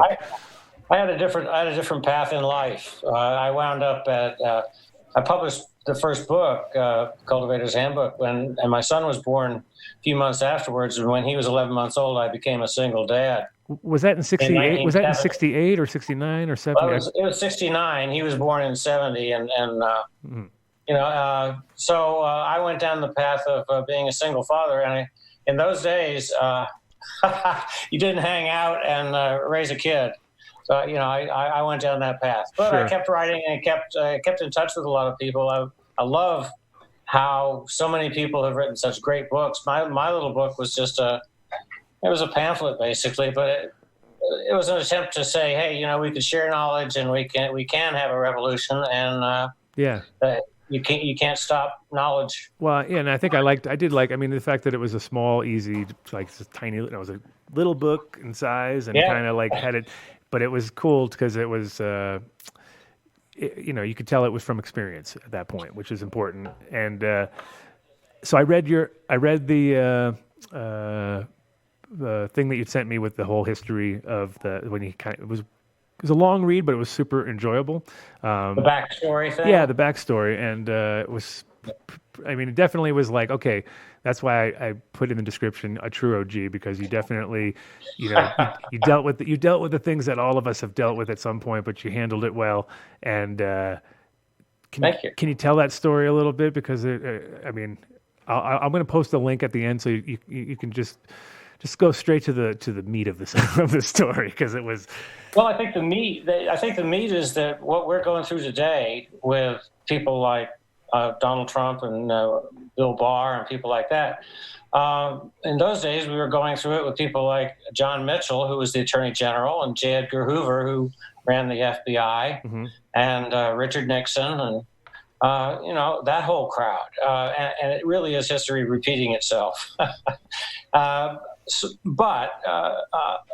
It was dangerous. It became very dangerous to grow marijuana, even out here in Oregon in the middle and late 60s. And as I mentioned to you, I had a new son, and I felt like I couldn't continue down the road of being taking any kind of a role in the marijuana revolution. I was just like a Johnny Appleseed. I planted a tree and kind of moved on. Right. And I'm really, really happy to see all the wonderful, not just books, but all the communities that have come out of it. And that I want to use your forum, please, here to say to all the people in California and Oregon and Washington who are being afflicted by these fires. And I know there's so many small farmers and who've just been lost everything because of this, that our hearts are really with them. Yeah. No, it's oh, where are we getting the echo from? I got echo on my thing. I mean, we just want to hit a reset on this whole year. Bill, it's understandable. There's just we talked about this before. We wanted this to be the 420 of all things, and then we couldn't even have a fun 420 this year. That it was 420, 420, 420, 420. There's how many times? Every month. There's three every month, and we haven't even really celebrated one properly. It's kind of pretty sad. It's a sad state of affairs. That's cool. I'm good now. I just had a weird. No more echo. I don't know. It's weird. But the part of the story that I was talking about though was the actual physical transportation of the books and all of that, because basically your friend convinced you, first of all, that you should probably write a book because you were that guy, so that was your inspiration technically. If you'd like me to tell the story, Adam, I will. I'll try to keep it short, but I'm an old man, so you got to watch me. Okay, no problem. So I decided I looked around and a lot of friends of mine and I had learned how to grow marijuana, shared a lot of knowledge. I'd done a little traveling. I've been to Colombia, and I've been to the Middle East. I was in the Peace Corps in the middle 60s and managed to learn a lot of things. Just nothing, not any scientific or technical knowledge, just hung out and asked questions. I spoke a little Arabic at the time and French, and could get Spanish, could get around. So I came back and lived in Oregon and grew some marijuana and met a lot of people, and a lot of people were getting busted in those days.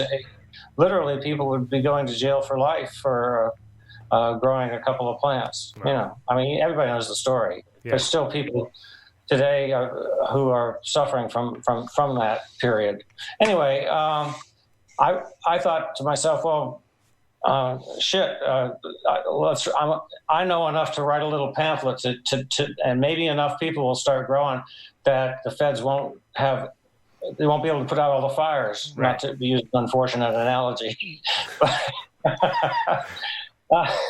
So I did, and I first thing I did was worked with a commune in Eugene, Oregon, the Eugene Auger, whose logo was a screw. The underground newspaper at Eugene at the time, great bunch of people. One of Patty and John, I remember them well. And they helped me put together, I typed the manuscript up on an old IBM Selectric. For those who are listening who remember the ball, I used a Courier 12. And, Holy moly. You remember. Oh, yeah. Yeah. Okay. So that was an elegant manuscript, and then worked with a young artist, Terry Rutledge, to talk about somebody who I've never been able to find again. I hope Terry's out there somewhere still drawing great art, but he was an R. Crumb follower in those days, and you can see the influence in his drawings in the book. Yeah. And then my brother. So he did the sketch that we used for the show. That was cool. That was Terry. Yeah. Absolutely. Awesome. Yeah, that was his interpretation of me. Yeah. No, I actually it was funny because I was like scratching my head about what I need to do for the show, and then I found that picture, and I was like, "Oh my god, this is so perfect!" Because it's I'm sure you'd be happy if that's what people think you look like nowadays, right? They're like, "Yeah." Yeah. I thought that was the most hair I ever had. Anyway, again, trying to keep it short. It was an adventure getting the book published because I couldn't.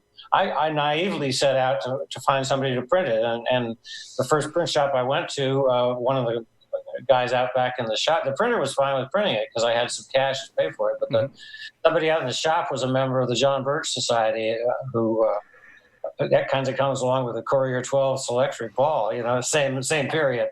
But they were the Proud Boys, let's say, of the 60s, and the right wing militia folks, and they the guy in the print shop called somebody he knew, an FBI agent, and ratted on this criminal enterprise that was unfolding out right there in their very print shop. Right. Small amount of pot. Wait, no, it's not a small amount of pot. He's just writing about it. Get him! Yeah, but it's a whole bot. They take it seriously. That's the crazy part about it is, like, even Holland, which is so, like, cannabis friendly.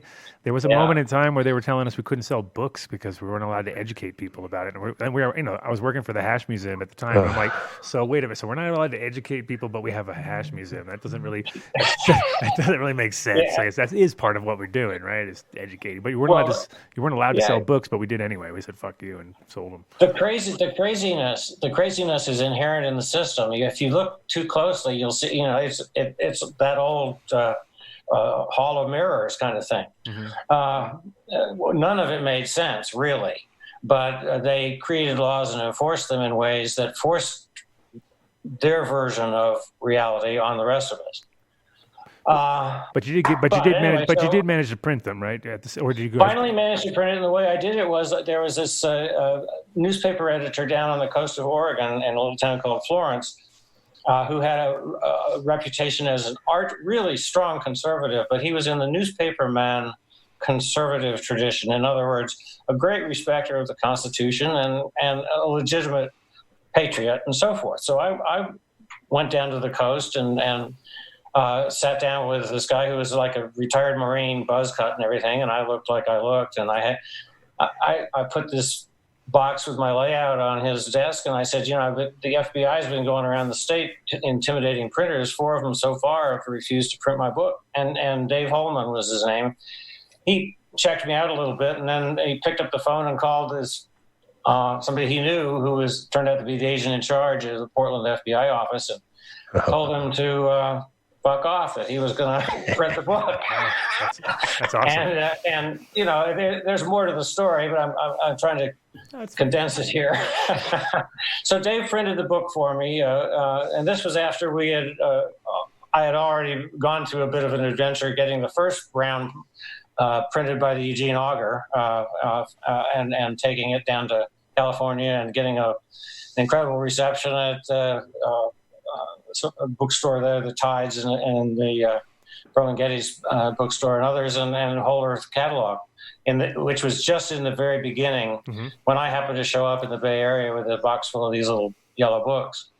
And I didn't meet Stuart Brand on that trip, but on the first trip, they were literally operating out of a trailer and a truck in Palo Alto, near Palo Alto.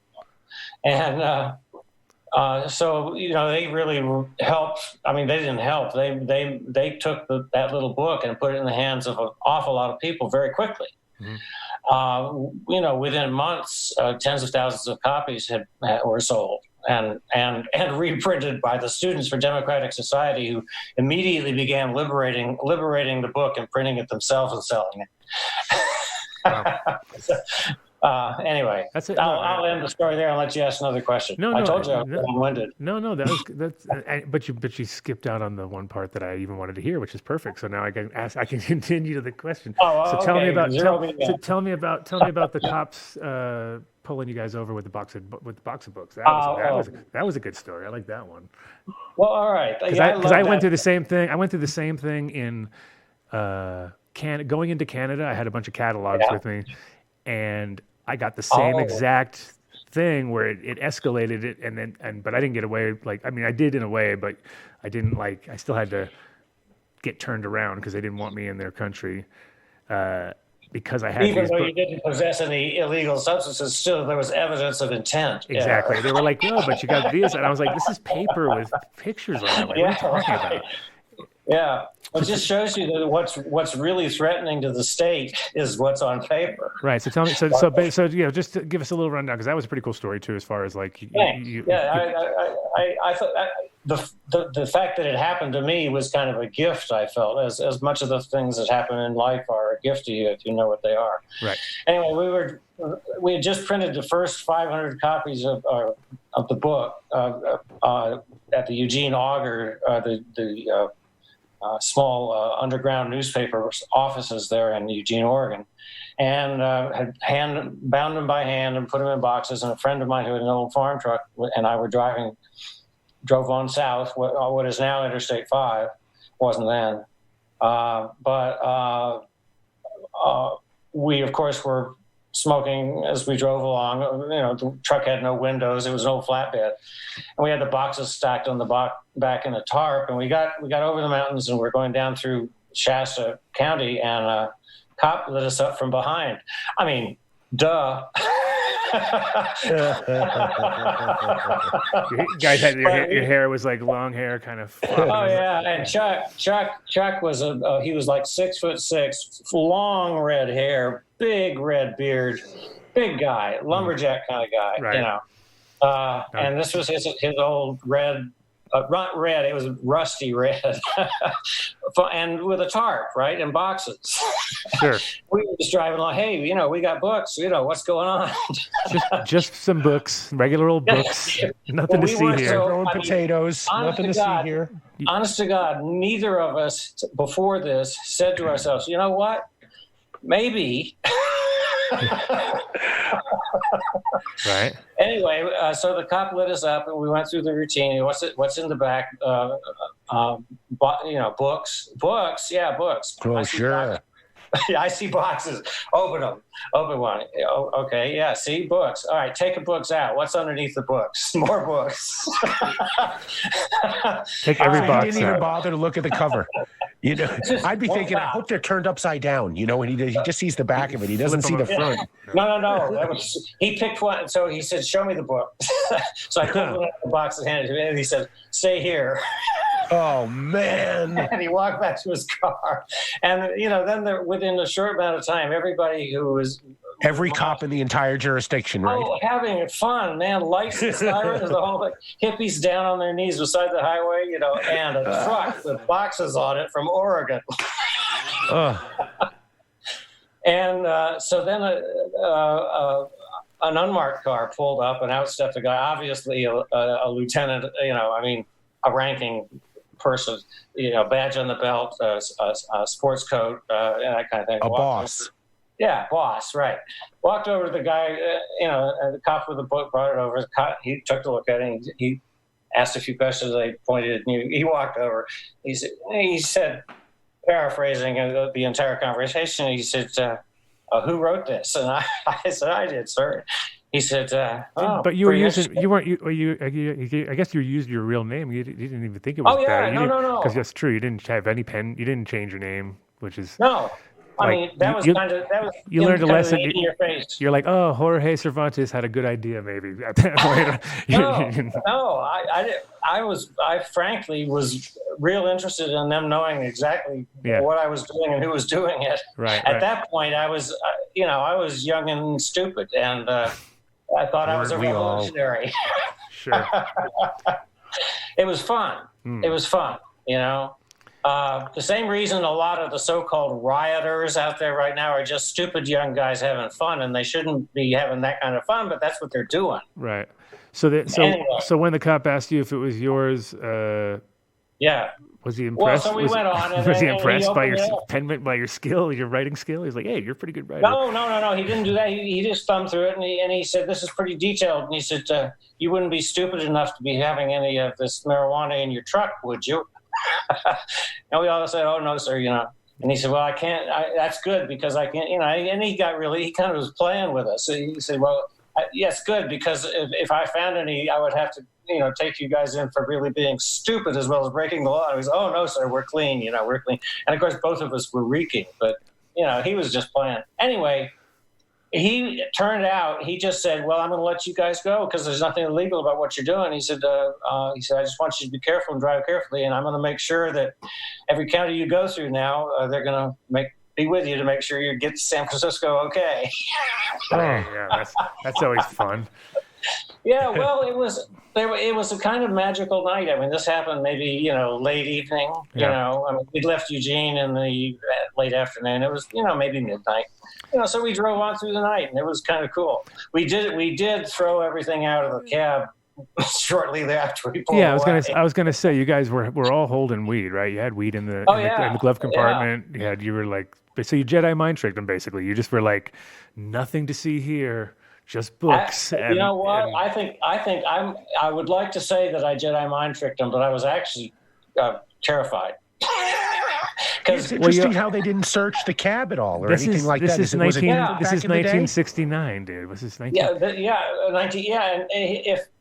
if the lieutenant had chosen, I've rationalized it through the years. I just thought he probably thought that if he busted me, it would help sell the book. Yeah. He didn't That's my guess. He didn't want to hype up the book. He was like, if I bust this guy. But yeah, that's crazy. Yeah. That's crazy because why else would he not have looked in the cab?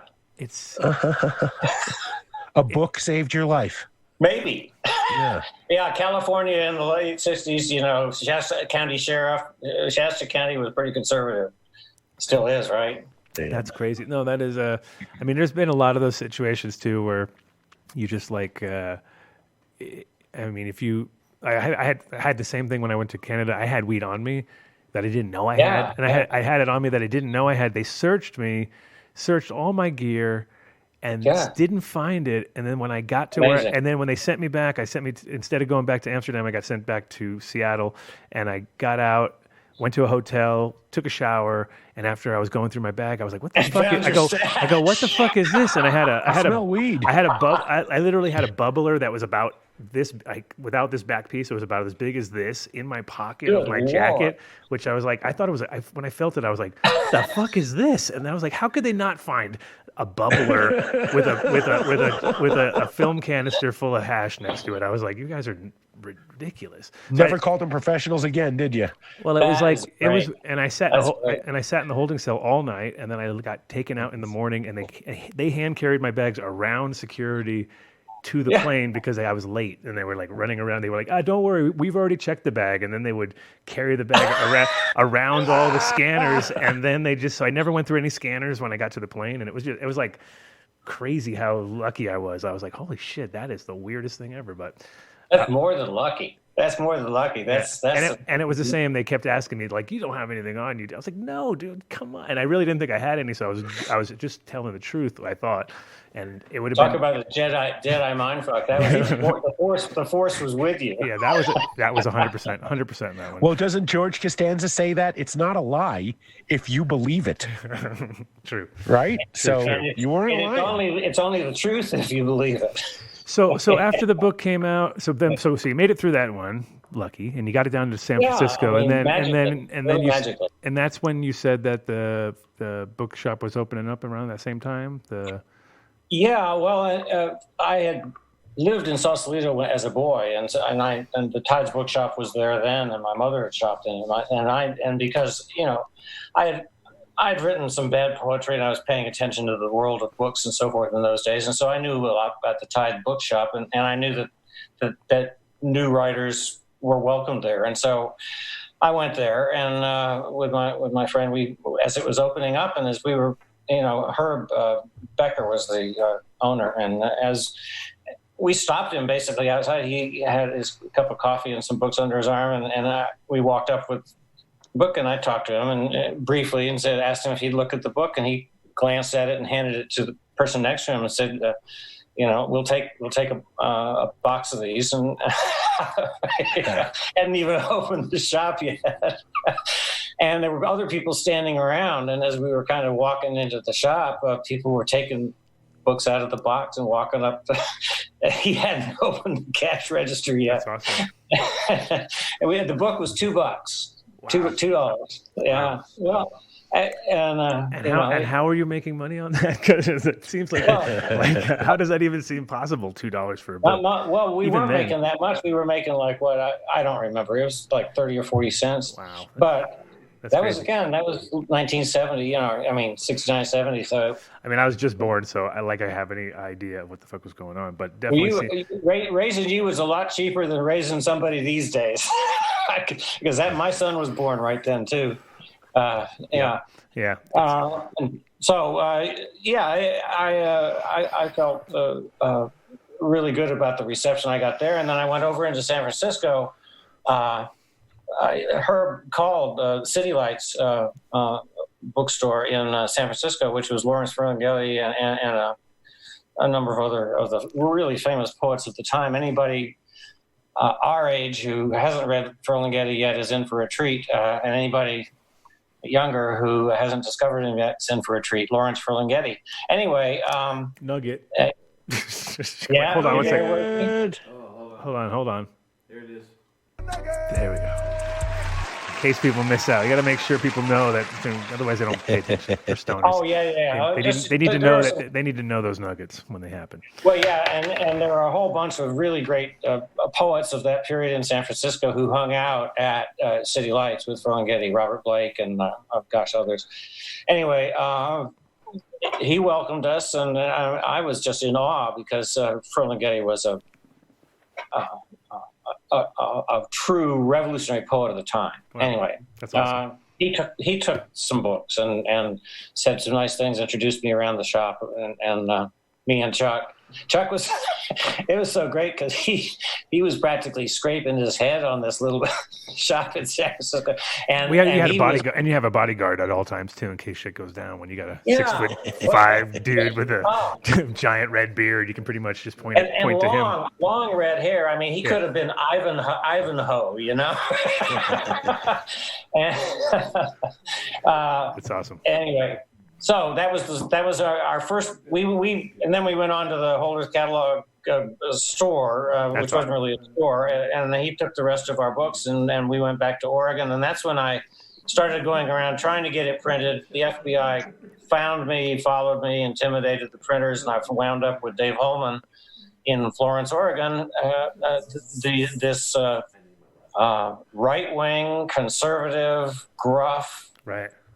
Freedom-loving, First Amendment-loving, libertarian-style guy. Libertarian soul. Yeah, exactly. Bless his heart. And he, in many ways, is the most responsible of all for this book happening.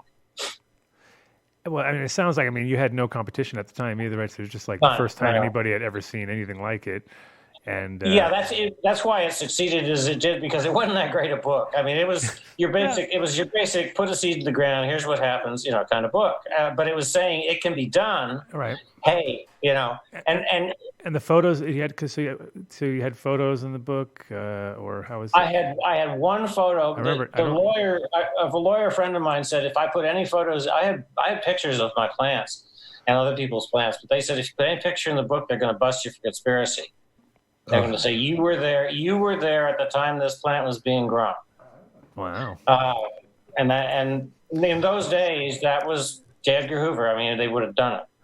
So I went into the USDA files. Went to Washington, D.C., went into the USDA files, and I found some pictures of cannabis being grown by the USDA in the 30s. That's brilliant. That's a good idea. And I used them, and then I had my friend Terry. I just said, okay, we can use drawings.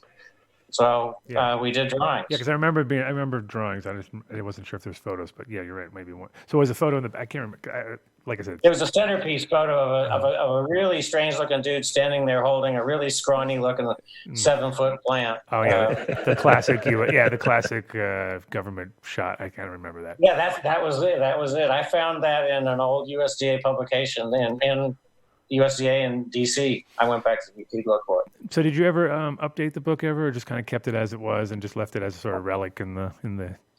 I never did because I've written a whole bunch of other books and not just in the field of cannabis either. But cool, we can talk about that in a sec. Well, yeah, sure, okay, thanks. But the reason I didn't do that is number one because almost immediately so many really really good other books started coming out. Robert Clark and Jorge Cervantes. I mean, I just felt like I'm not and Rose. Even Ed Rosenthal. Even Ed Rosenthal. I like how you said that. I like how you phrase that. Even Richard Rosenthal. Ed writes good books. Ed and his team write good books. It's so hard. Like Jorge, the thing I love about so Rob was in your field where he wrote it, and it was done deal, and that was it. Never got done again. Oh, no, he did No, he didn't actually. No, that one he didn't. The next one he did, the Hashish book, he kind of reformulated it a few times. But that original book, it was his master thesis, right? So that's why he didn't have to change it. It was there. Boom, just change the cover, add a cover to the thesis, biggity bang, book. But it was all timeless. The good part about that, it was well written. It was well written. Timeless information, well written, and also at a time when things weren't so complicated because it was very clear. Exactly. We had this, we had this plant from Swaziland, we had this plant from India, we had this plant, and it wasn't like, and he did the same as you, drawings only, so it was technically legal. There was no, and it was all like theories, technically, what you could say, because it was his master thesis. You had to write. You had to be careful of your language. Yeah.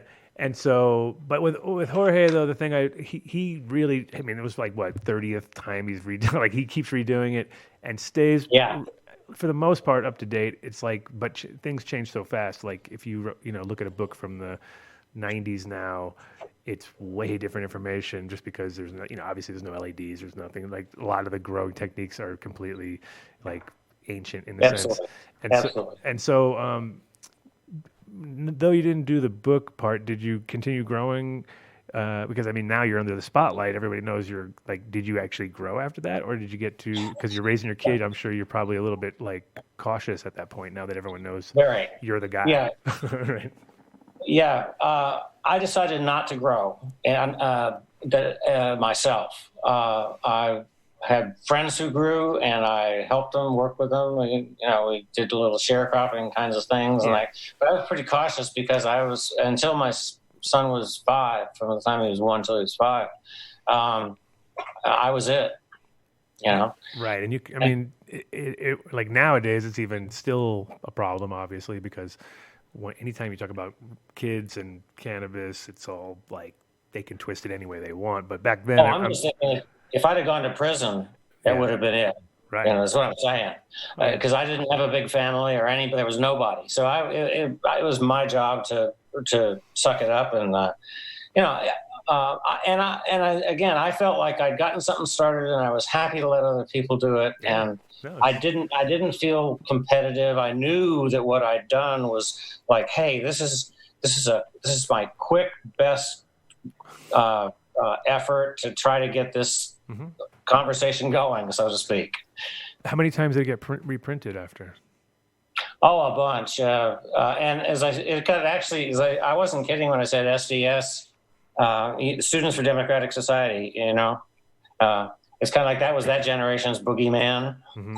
But actually, a bunch of really rich white kids out on the streets. Just that sound familiar? Mm-hmm. Right. I knew most of the top 30 or 40. And in fact, Carol Neiman, who was one of the top people in SDS, wound up being my son's babysitter in Dallas, Texas. That's when he was about 3 or 4 years old. Anyway, it was in those days. It was a simpler society, as you said. But and like an old guy here, I lost where I was going with that. Help me out, Adam. What about we were talking about your kid and. Oh yeah. Sorry. That's okay. We do it, and we're we do it, and we're what, 30 years younger than you. It's expected of you. Well, actually, I did a PAX 2 of very nice Colorado sunshine about an hour ago, so I can blame it on that. There you go.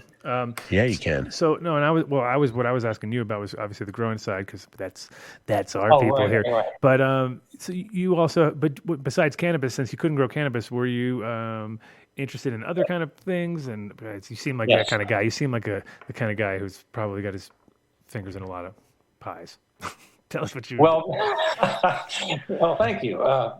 These days, not so many pies, but still a few. But yeah, I mean, I had been interested in what you could call generically, I guess, as psychoactive plants for a long time, all kinds of them.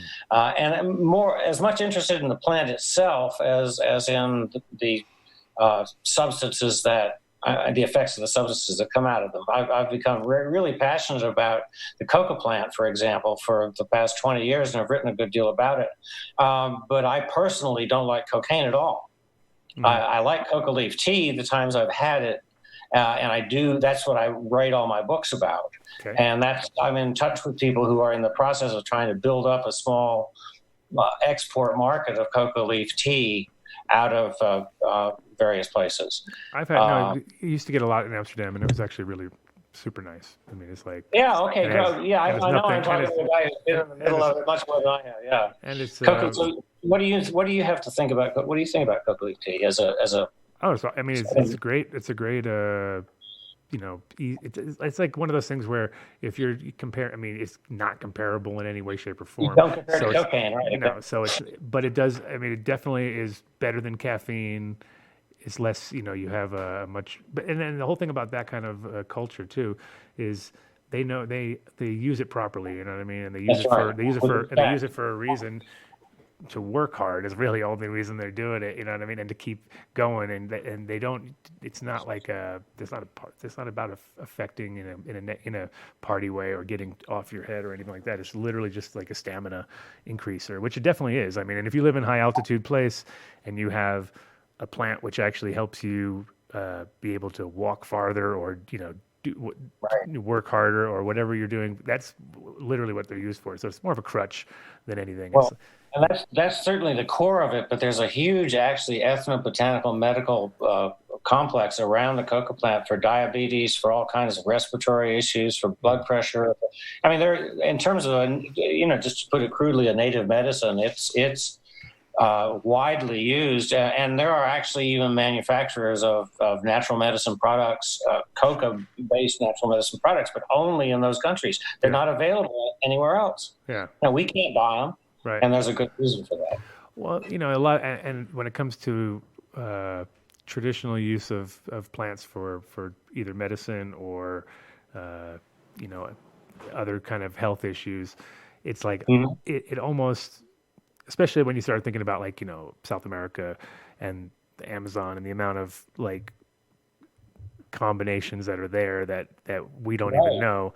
And it's always coming back to plants, you know what I mean? And that's where I think it's always pretty obvious when we go off the track. And it's usually when we synthesize something or we turn it into a sulfate or we have to always, that's our thing. We did it with CBD. CBD isolate now is actually cheaper than the distillate because there's so much of it. And it just can't go any further. Whereas the distillate, you can actually turn it into this, or you can turn it into that. So you have more options to go with that. And so it's gone upside down because everybody went to the final end game, not realizing that it kind of lost all of its magic at that point. Because the minute you take something out of nature or out of its like, original compound that, that's why certain things work with other things. That's why like ayahuasca doesn't work without a mimosa, or like you have to do these combinations, and the combinations are what are the magic. That's where all the magic's at. Right. And I think, which I think leads us into your other book, which you were doing. Did that come out right now? The Smoke No Evil book, did that come out already, or is it? Thanks for asking about that. Yeah, that's out for a year or so now. It's already been out. Okay, cool. And no, but I wanted to keep going with what you're saying because what you're saying is really so important, and it points to something that I think is going on right now, and that is I think a lot of us are hitting the wall with people are trying to push the limits of like molecular science further and further. Like, let's find that better and better molecule that'll hit people harder and harder in a certain way, designer drugs, that whole thing. And that's creating a situation, I think, where all of a sudden people are going to revert, or like a friend of mine likes to say, revert back to the natural and organic way of looking at things, where maybe, and that goes back to something I'm passionate about, and that is that there was a long, long time in American history where a family could make a very good living on a quarter acre by growing tobacco. Now, today it might be a little bit different mix, and I would argue really think about including some heirloom tobacco in there and processing it yourself on farm and selling it online. Look at the profits. But anyway, so what I'm saying is this may be going back to the point where if people are moving out of the cities and into middle-sized and small towns, there's going to have to be people growing for them locally. I think our whole society may be changing in a way that people who want to grow wonderful drugs and herbs and fruits and vegetables and everything else for a local community are going to be increasingly able to do it. Because people are going to be rejecting these basically pharmaceuticals, that people are turning natural plants into pharmaceuticals. And the pharmaceutical industry couldn't be happier. That's what happened. That's how cocaine was developed by the German pharmaceutical firm Merck. And, that's exactly what happened.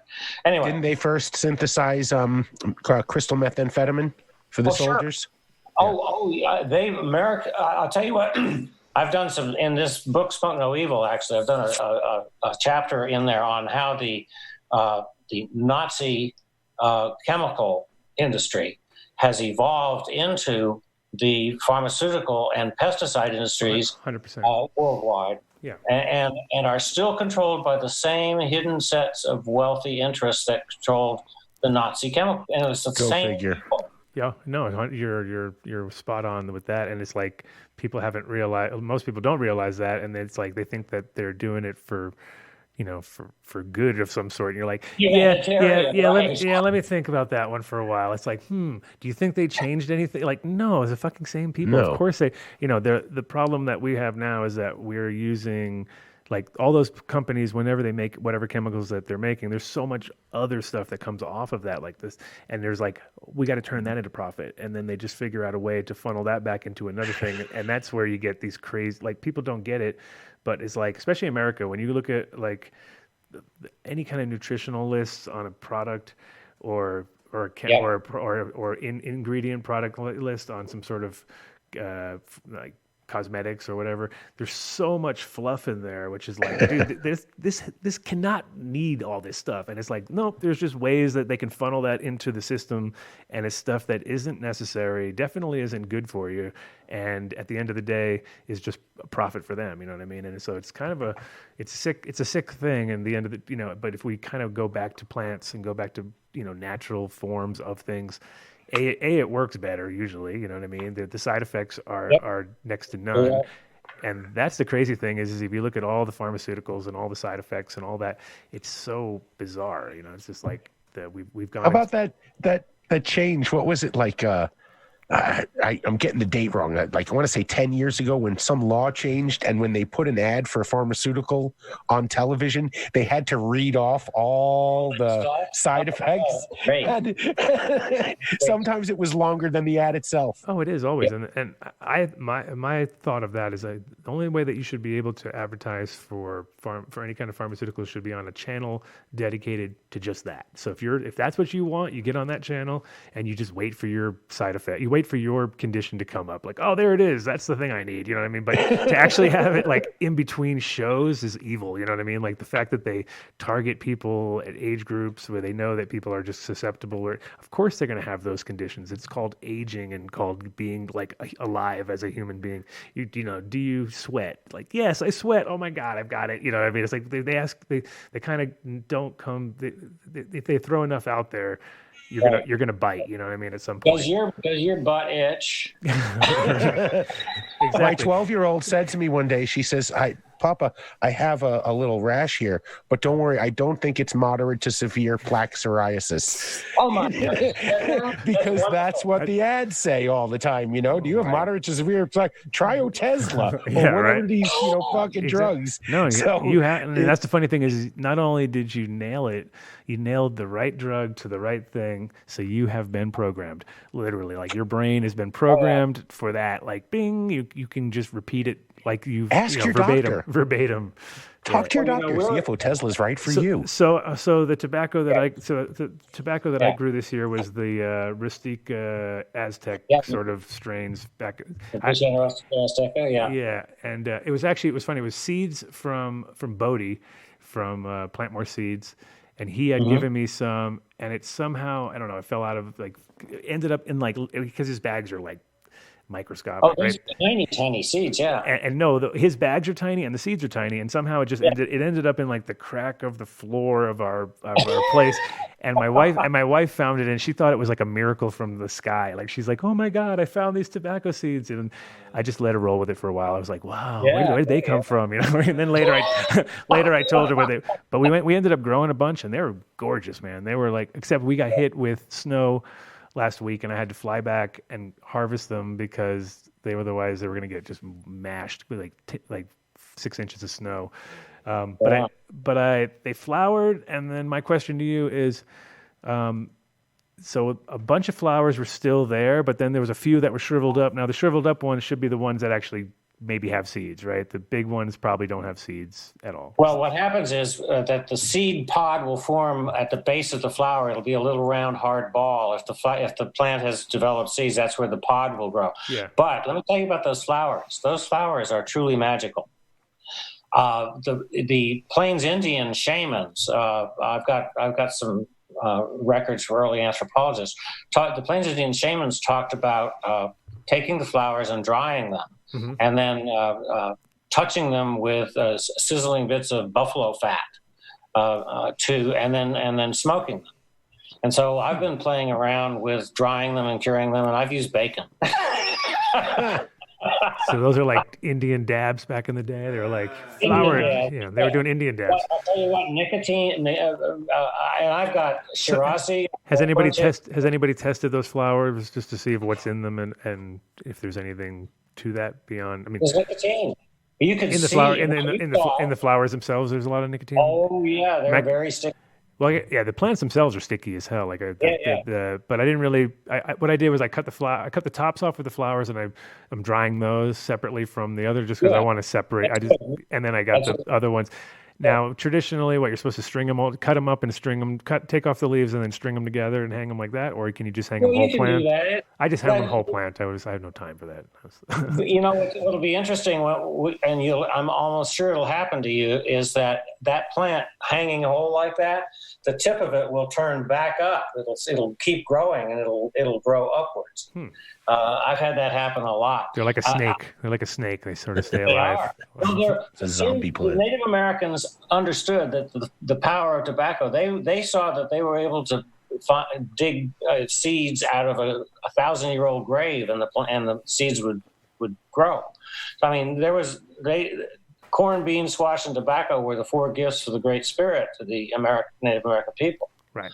And that's why I know there's more to it than what we like There is. how we've dumbed it down and turned it into like trailer park trash of the of the plant world, where it used to be something majestic, you know. We haven't done that. It's been done to us. It's look, the whole idea that tobacco kills and nicotine addicts you is the exact same thing as killer weed. It's the same it's a parallel propaganda campaign that's been going on for just about the same amount of time. Mm-hmm. And they're exactly the same kind of lie. Tobacco is not addictive beyond coffee. Right. Okay? Real tobacco. Cigarettes are impossible to quit. Now, why could that be? Could it be that they're not tobacco? Right. Or, if you see, like I've broken up. I've seen a lot of people break up cigarettes, especially for joints and stuff.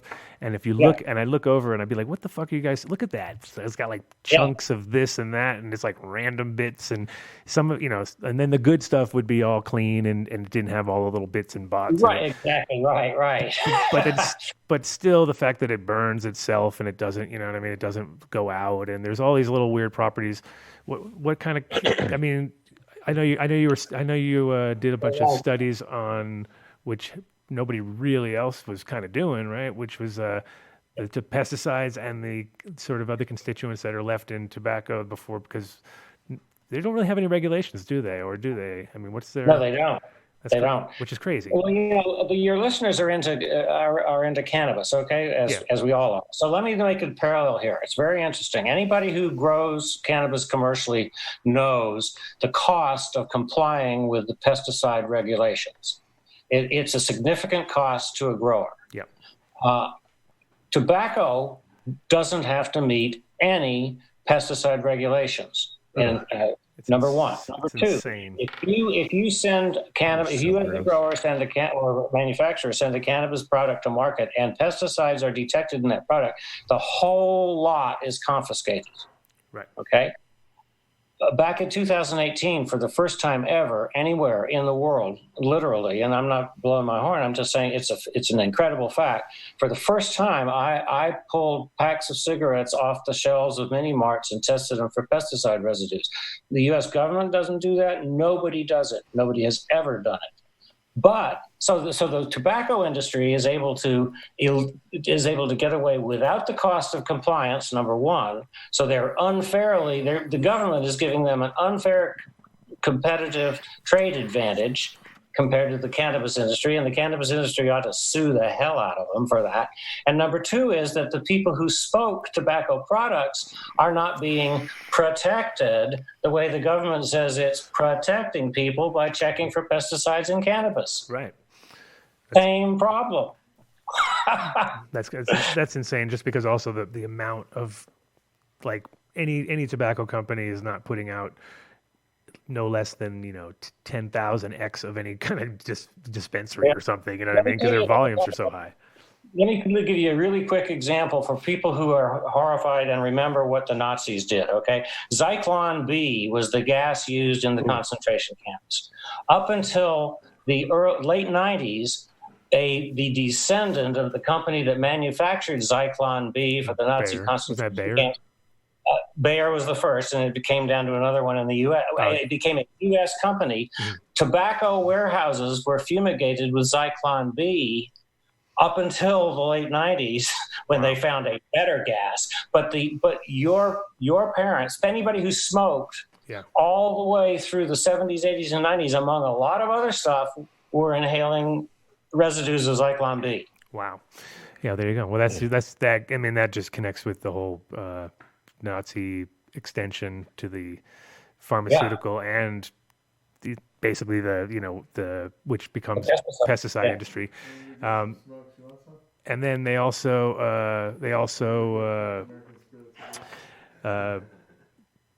put, at the same time sell the cure, which is the cancer research, and so you're kind of like, okay, this is all a racket right now, and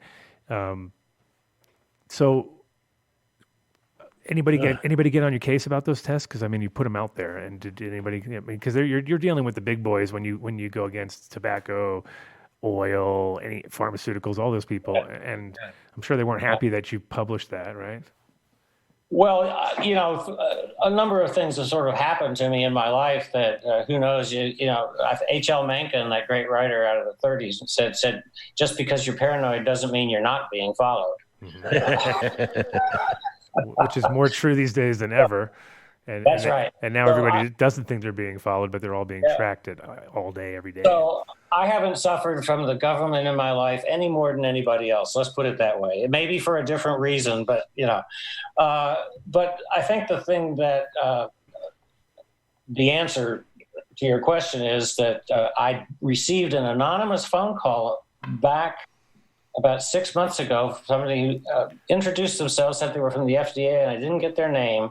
I had sent in my pesticide test results with special emphasis on what was in Swisher Sweets, because I found 700 times I found 700 times the highest level detected anywhere else in the U.S. food chain in the Swisher Sweets that I tested, 700 times more. And these are young women, a lot of them pregnant, and a lot of them around young kids and a lot of people are using Swishers to roll blunts, right? 100%. What was the was there even more concentrations in the flavors and the non-flavors, or because that's also been one of those things where I totally get grossed out. I could only afford 6 tests. I just went through bankruptcy, man. I mean, I'm maxed out. We asked if things were happening, but so I sort of with the last of my money, and I knew I was getting to the end. I paid for these tests, and then I wrote the book, the Smoke No Evil book. And essentially I said, okay, look, I've been talking about this crap for years. I've been pointing to the fact that nobody's testing for this. So, and I couldn't get anybody from the Gates Foundation to Ralph Nader to anybody else to say, yeah, let's test it. So I paid for it with my credit card. Right. And back came the results. And they included DDT in Swisher Sweets, which, I mean, think about who smokes Swisher Sweets. Yeah, like a lot of inner city, a lot of lower income people, a lot of people that are just sort of like, it's definitely a lot of rappers. All those rappers going down. And the literature, the literature on DDT is very, very specific. They've researched it for years because villages next to farms have been inhaling it. So they've got studies of what happens when pregnant women inhale DDT, but only when they inhale it once or twice a week when it drifts over their house, not when they inhale it 100 times a day out of a Swisher Sweet. Yeah, that's crazy. And then. Any other brands? Did you do other brands that were like comparable as far as like, so you could say, well, Swishers had 700 times, but White Owl didn't. I went to, I'm in Portland, Oregon, right? So I went to the top cannabis lab in Portland that also happens to be a subsidiary of a German lab. And that's important because in Germany, the government does test tobacco products for pesticides. So this German lab had experience testing tobacco. So I had them go pick the brand. I said, I'm not going to go pick the brands and bring them to you because somebody could criticize that in terms of methodology. I said, you go pick the brands, random. And they happened to pick American Spirit Blue, a pack of American Spirit Blue. So that got tested, not organic. And they found some fungicides and some insecticides, but in nothing like what they found in the Marlboros and the Camels. And then the Swisher Sweets were just through the roof. I mean, they truly are a public health hazard. But anyway, so the FDA called me. I got this anonymous call. Elk is tripping right now. Like, what's happening? One of our listeners is like, he says he smokes cases of Swishers, so he's like, oh God. Oh my God. Yeah. Okay. Look, you can go. Look, if your listeners need to know about a company called Leaf Only. LeafOnly.com. I don't have any interest in them, and don't go buying all their organic tobacco either. But you can buy certified organic tobacco leaves and a little $28 machine that you crank up and cut your own tobacco. In other words, you can choose not to be a victim of those criminals. Sure.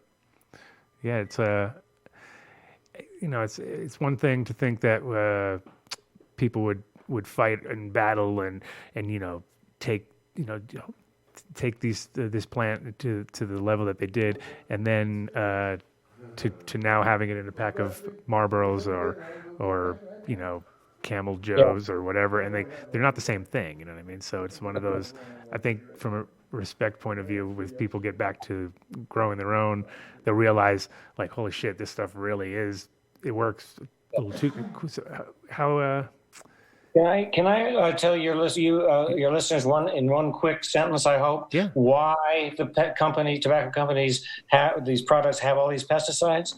It's not because they put them in there. That isn't it. Tobacco, up until cannabis became legal, tobacco was the highest, most valuable plant per acre in the world. Mm-hmm. You could make more money with tobacco than with anything else.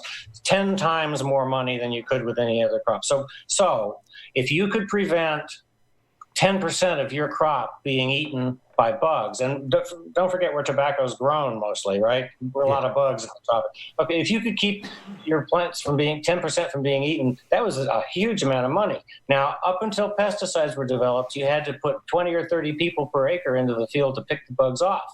That was a lot of people, okay? And as soon as they found out they could use chemicals, hey, out with the people, in with the chemicals. And by the way, we have so much money and political power in the 50s and 40s, we're going to fix it so we are not regulated in the chemicals we use because we want to be able to use anything we want.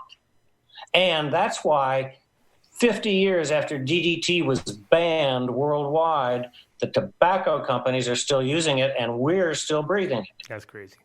Yeah. And, I mean, it doesn't end with that industry, like we were saying, or the pharmaceutical industry, and a lot of other ones are working hand in hand with these people. Sorry to get rant and rave at your listeners here. Fine. No, it's fine. No, it's fine. Let's swing it. Let's swing it to a positive note. Let's swing it over to the positive note, because in the beginning when we were talking about CBD, and you said it held it close to your heart.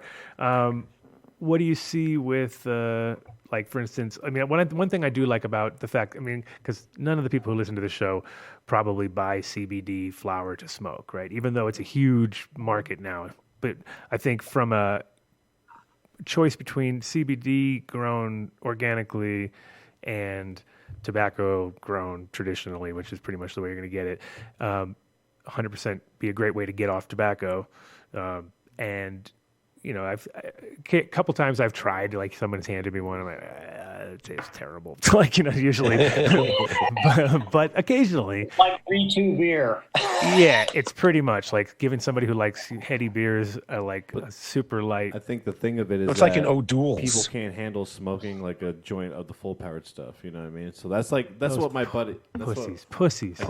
But that's like why my buddy wants it. He wants something to smoke that's not a cigarette. Right. That's not that gross. Oh no! So I think it's great. Absolutely. I appreciate it 100%. That from that point of view, choice between tobacco and that, 100% go for CBD. I have a suggestion to throw on the table here. I hope it's not a turd on the table.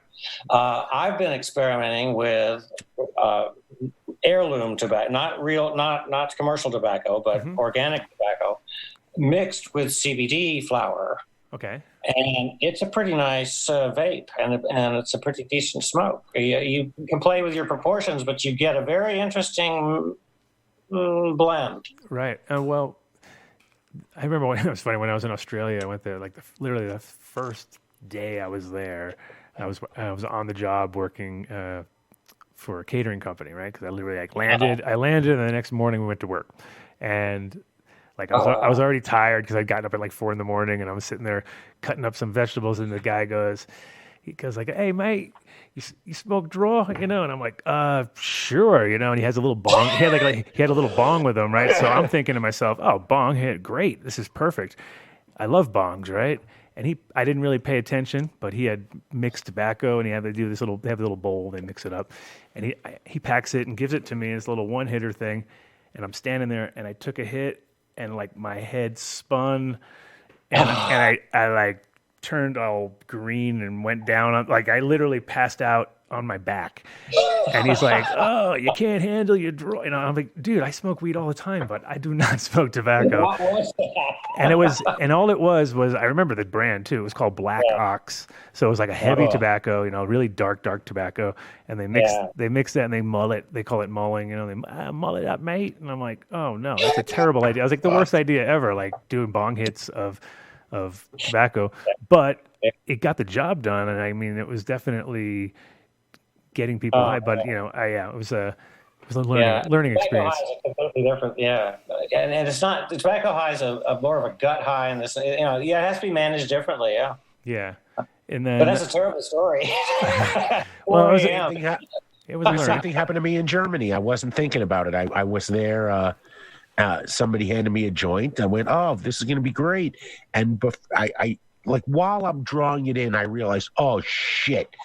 And 25 minutes, really, it was to overcome the experience. Yeah, the Europeans mix tobacco and hash all that stuff all the time. Yeah, and there's something to be said about a good hash tobacco mix where it's a lot of hash and a little bit of tobacco. And I've smoked those and been like, all right, I can deal with this just for a minute, but wouldn't be my regular thing, but I could kind of get away with it. But then you get these people there that do the opposite, where they do a whole bunch of tobacco and a tiny bit of hash, and I'm like, what the fuck? And then they smoke like 20 a day, and you're like, dude, you are literally addicted to tobacco, and you don't get it. You think you smoke a lot of weed, but I smoke more in one joint than you do in all 20 of yours in one day. They just you smoke a pure. But if these folks, if you were smoking organic tobacco, it would be a completely different experience. I'll guarantee that. And if you were smoking homegrown, your homegrown organic tobacco or tobacco flowers even, mixed in. I mean, there are so many variations. And what I'm suggesting here is that people who want new experiences, there's a lot of new experiences here for people to, as you know, you can grow a beautiful couple of tobacco plants easily. Oh, yeah.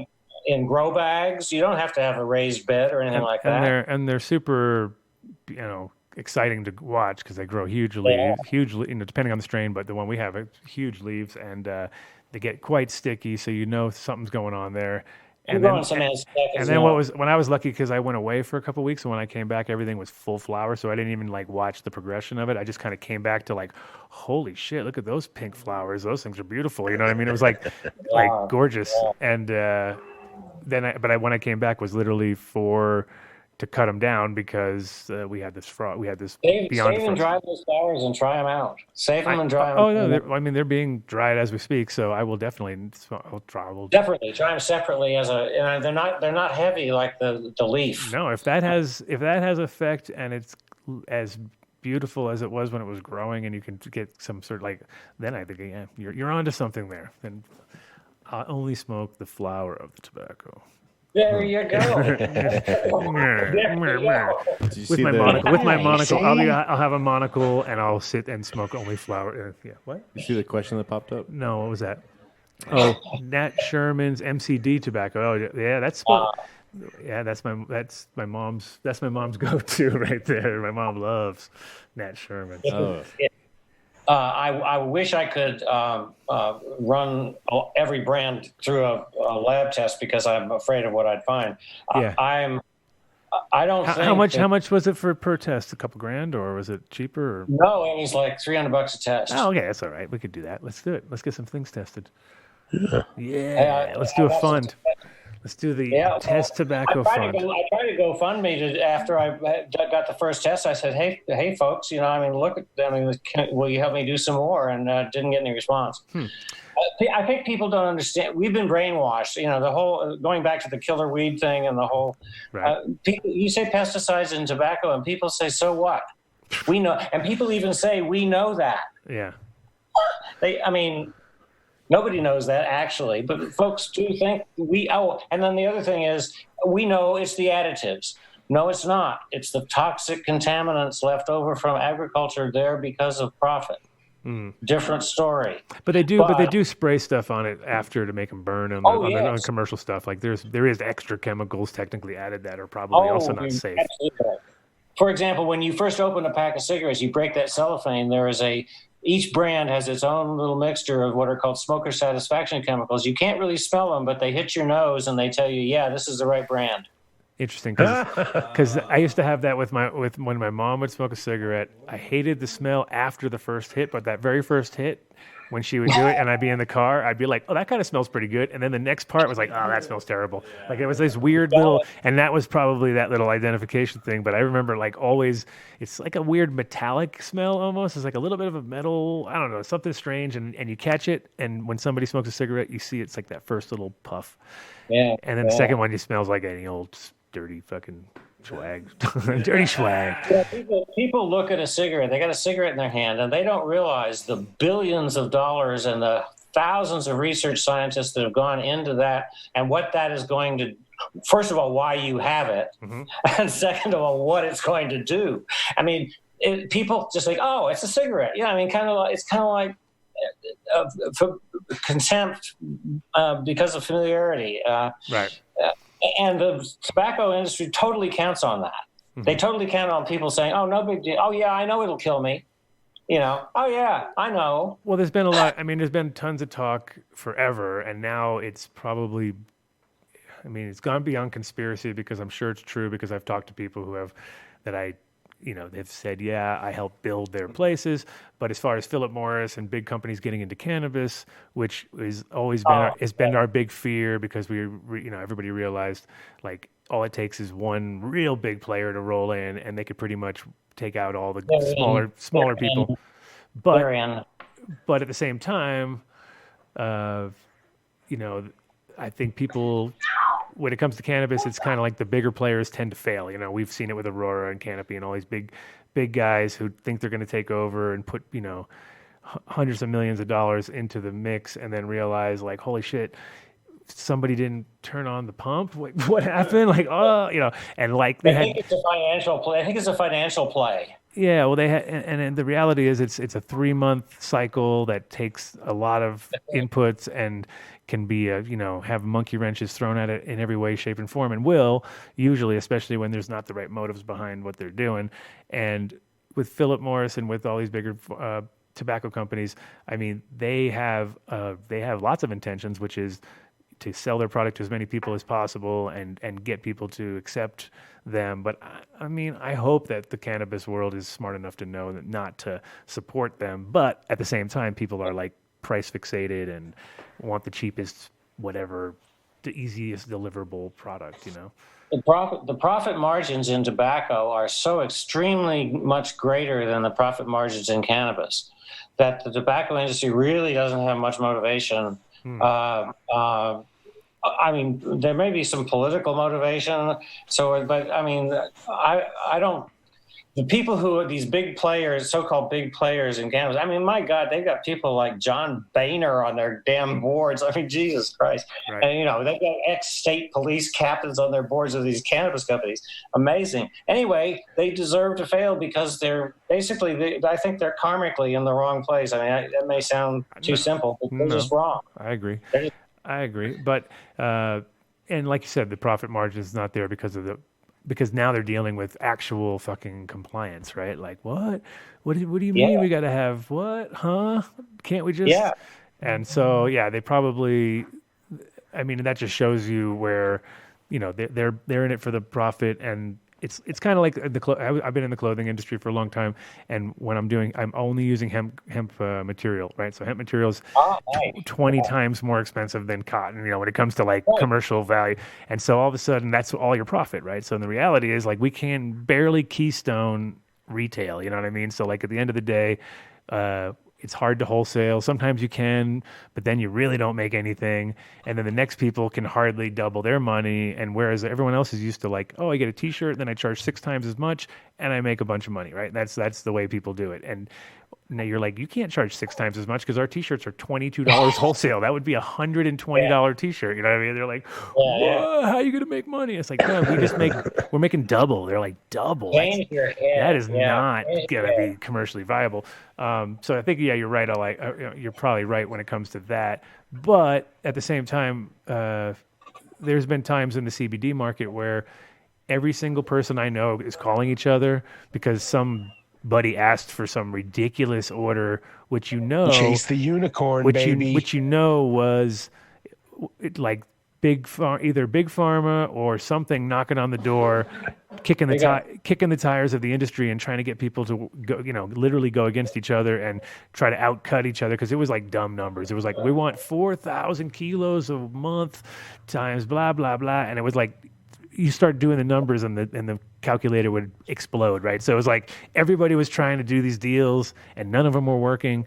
And in the end, it was just one group in the end that was kind of like testing the waters, I think. And they were pharmaceutical. And I had people that told, that knew exactly who it was. And it was big pharma trying to figure out how quickly they could take over the market, which is pretty quickly, because we'll all eat each other. Like, for 1 penny they'll fucking destroy it. Like, give me for 19 cents. What's your best price? 3,000 a kilogram. Yeah. Okay, I need it for $450. All right, I'll sell it. Exactly. No. There's a hopeful part to all this too. Really, and my wife her life has been saved by CBD, but she's also extremely sensitive to differences in foods and nutraceuticals and that sort of thing. She's one of these people, she's real sensitive to that kind of difference. And there are extreme differences in how CBD capsules, oil and powder affect her from different sources. And she's found a couple of sources of organic hemp,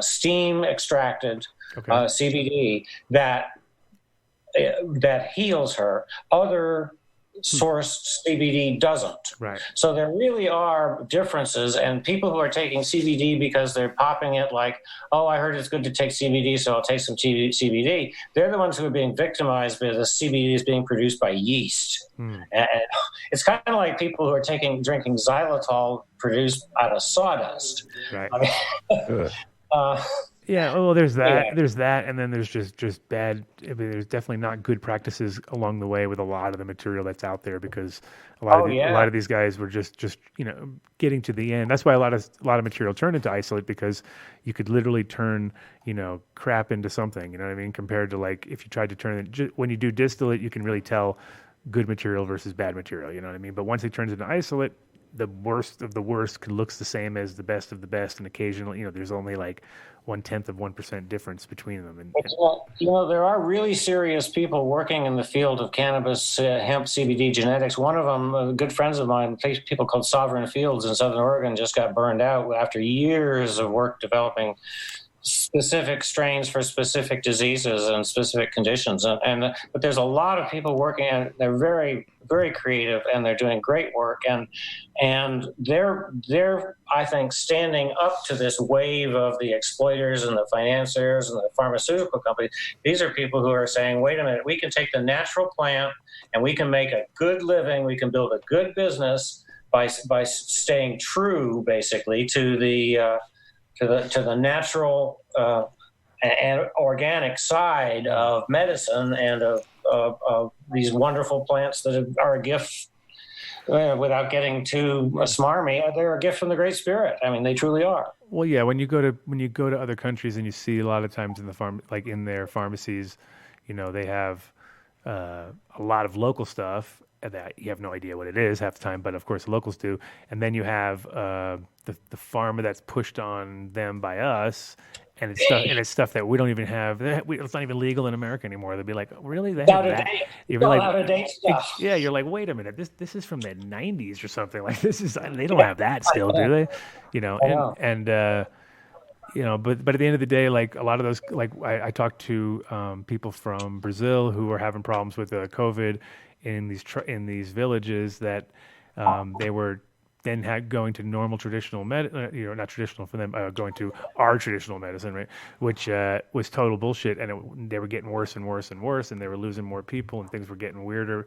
And so then the tribe, like the local shamans, basically said, enough's enough. We're going to go door to door, and gave everybody like ayahuasca and local traditional things, and we're like, and like all of a sudden it stopped, you know what I mean? And their rates went down, everything got back to normal, because that's their medicine, you know what I mean? That's actually ingrained within their DNA, you know what I mean? It's literally it's part of their DNA. And now you're we've done a pretty good job of fucking most things up along the way, and usually those and those countries are the ones that become the victims because we don't, we just pass the like whatever. We don't want to lose the profits back to the same group of people. It's the same group of people that. The same group of Nazis that were looking for profit margins. They cannot lose the money on those drugs that they have produced and have now patents for the next 20 years, but they can't sell it in America. But hey, for the next 20 years, they can sell it in Central America or Asia or somewhere else. And then that's the sad part of where we're at in a lot of ways. But I think that's the first line that people can kind of take control of themselves is what they consume, what they whether it be cannabis or the food they eat or the tobacco they smoke or whatever it is. If you control that, whether and the best way to do that is to grow it yourself, or have friends that grow them for you or whatever. But keep it local, and all of a sudden you're building everything up from the ground up. You know what I mean? At that point, it's like real strong links between everything that makes sense. Whereas we always go for the quick buck and easy way, but there's never a bond that lasts. It's always stuff that's like. We have to start thinking like the pharmaceutical companies do in a way. They play the long game really well.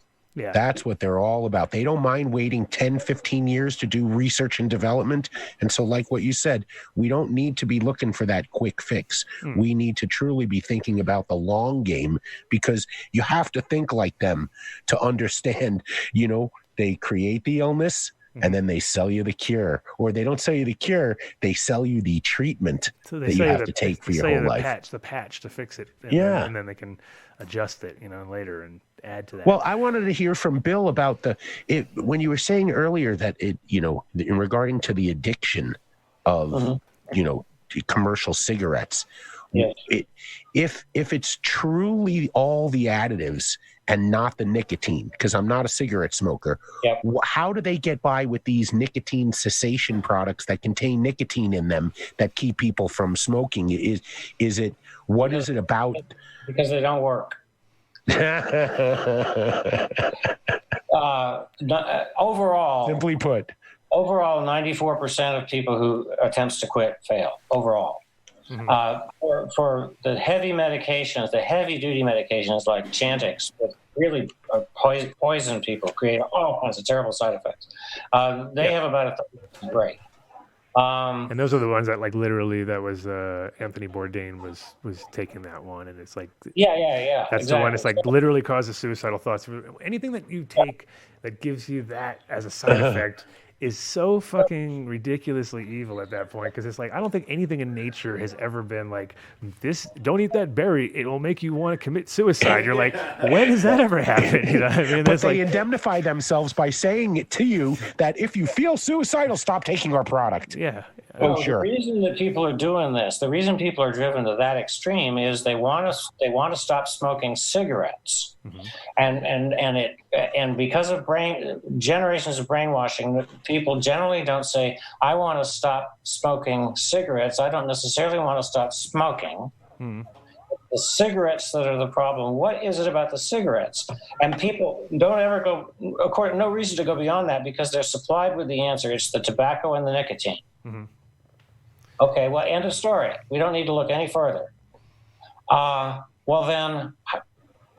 Actually, I'm about to self-publish a little book. I took, in the back of this Smoke No Evil book, which is a couple of 100 pages of not only sort of ranting and raving, but some pretty solid research and hyperlinks to the peer-reviewed research. But in the back of the book is about 30 or 40 pages of messages, letters. I've gotten people making comments on American Spirit and their experience with it. And a lot of the experience has to do with the fact that once they switch to American Spirit, organic, or any of the others, they cut their smoking in half or more. And second of all, a lot of people actually use the switch to natural tobacco to then taper off, and a lot of them will quit. Yeah. Or they're in control rather than the cigarette being in control of them. So and do you think they smoked less because it was just better delivery of the No, goods? I think there's a phenomenon. Remember, you may remember I mentioned earlier that nobody had ever tested cigarettes for pesticide residues. There's a phenomenon: if you take in a toxic substance regularly over a period of time, your body builds up not just a tolerance to it, but an addiction to it. If you stop taking in that substance, you go through withdrawal. Children in lead, for example. I mean, that's a common example. But I mean, there's a whole area of neurotoxicology that has to do with the impact of pesticides on human development, human nervous system, on all of the diseases and the conditions that surround basically smoking behavior. Mm-hmm. And since nobody has ever tested cigarettes for pesticide residues, nobody has ever said, what if we took out the pesticide residues and then tested pure tobacco cigarettes and then, side by side? Mm-hmm. I hesitate to do this, but if I can segue for one quick minute, I'll tell you that. Please, the floor is yours. The last 50 years of tobacco smoking and health research has been totally compromised by a secret strategy used by the tobacco industry, and that is that back in the 70s, they realized they'd been using pesticides already for 20 years, the organochlorines, the really heavy-duty ones, the organophosphates, and they realized that it was secretly, through their research, they understood that these pesticides were killing a lot of people. So they realized that the cigarettes industry was going to start getting heavily regulated. So they said, we're going to put ourselves in a position where we supply all the research cigarettes used in all the studies worldwide. So they set up the University of Kentucky to supply what are called University of Kentucky reference cigarettes that have been used since the early 70s by every scientific study everywhere worldwide. Those cigarettes come out of the mainstream tobacco supply, and I have a quote from them that they have never tested those reference cigarettes for pesticide residues. So all of the studies they're looking at the effects of quote-unquote smoking are actually looking at the effects of, among other things, a whole broad mix of pesticides that are never accounted for in their data. It's crazy. Ever. Yeah, it's crazy.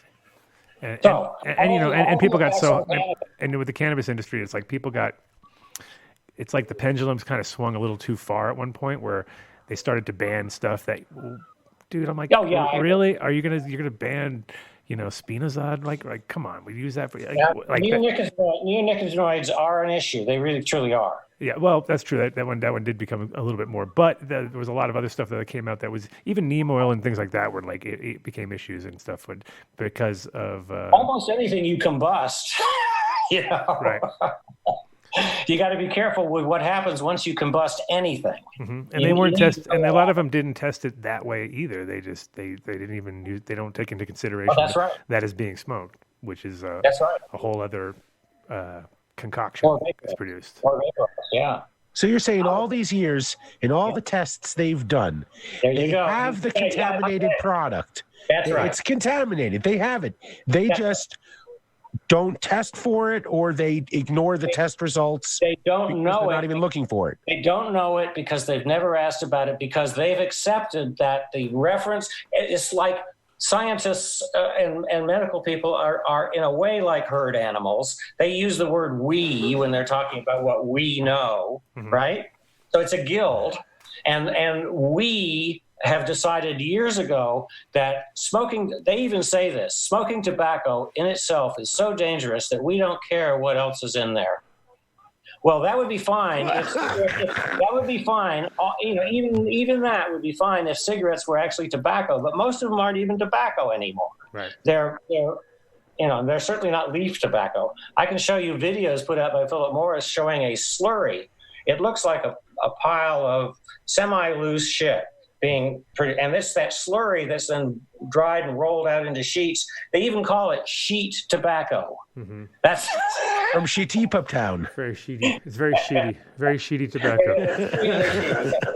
Highly sheety. And that's what most cigarettes are made out of, is sheet tobacco. Right, because they have to. That was the other problem they had in the beginning when they were trying to do cannabis cigarettes for the patients, and they had these machines that were used to exactly cutting that, like sheets of tobacco or a big flat, and then all of a sudden you put these things in, and the machines got all gummed up, and they broke, and they're like, it's not going to work, So then they didn't grow them to full flower. They kept them very leafy, and then they harvested them young. Yeah.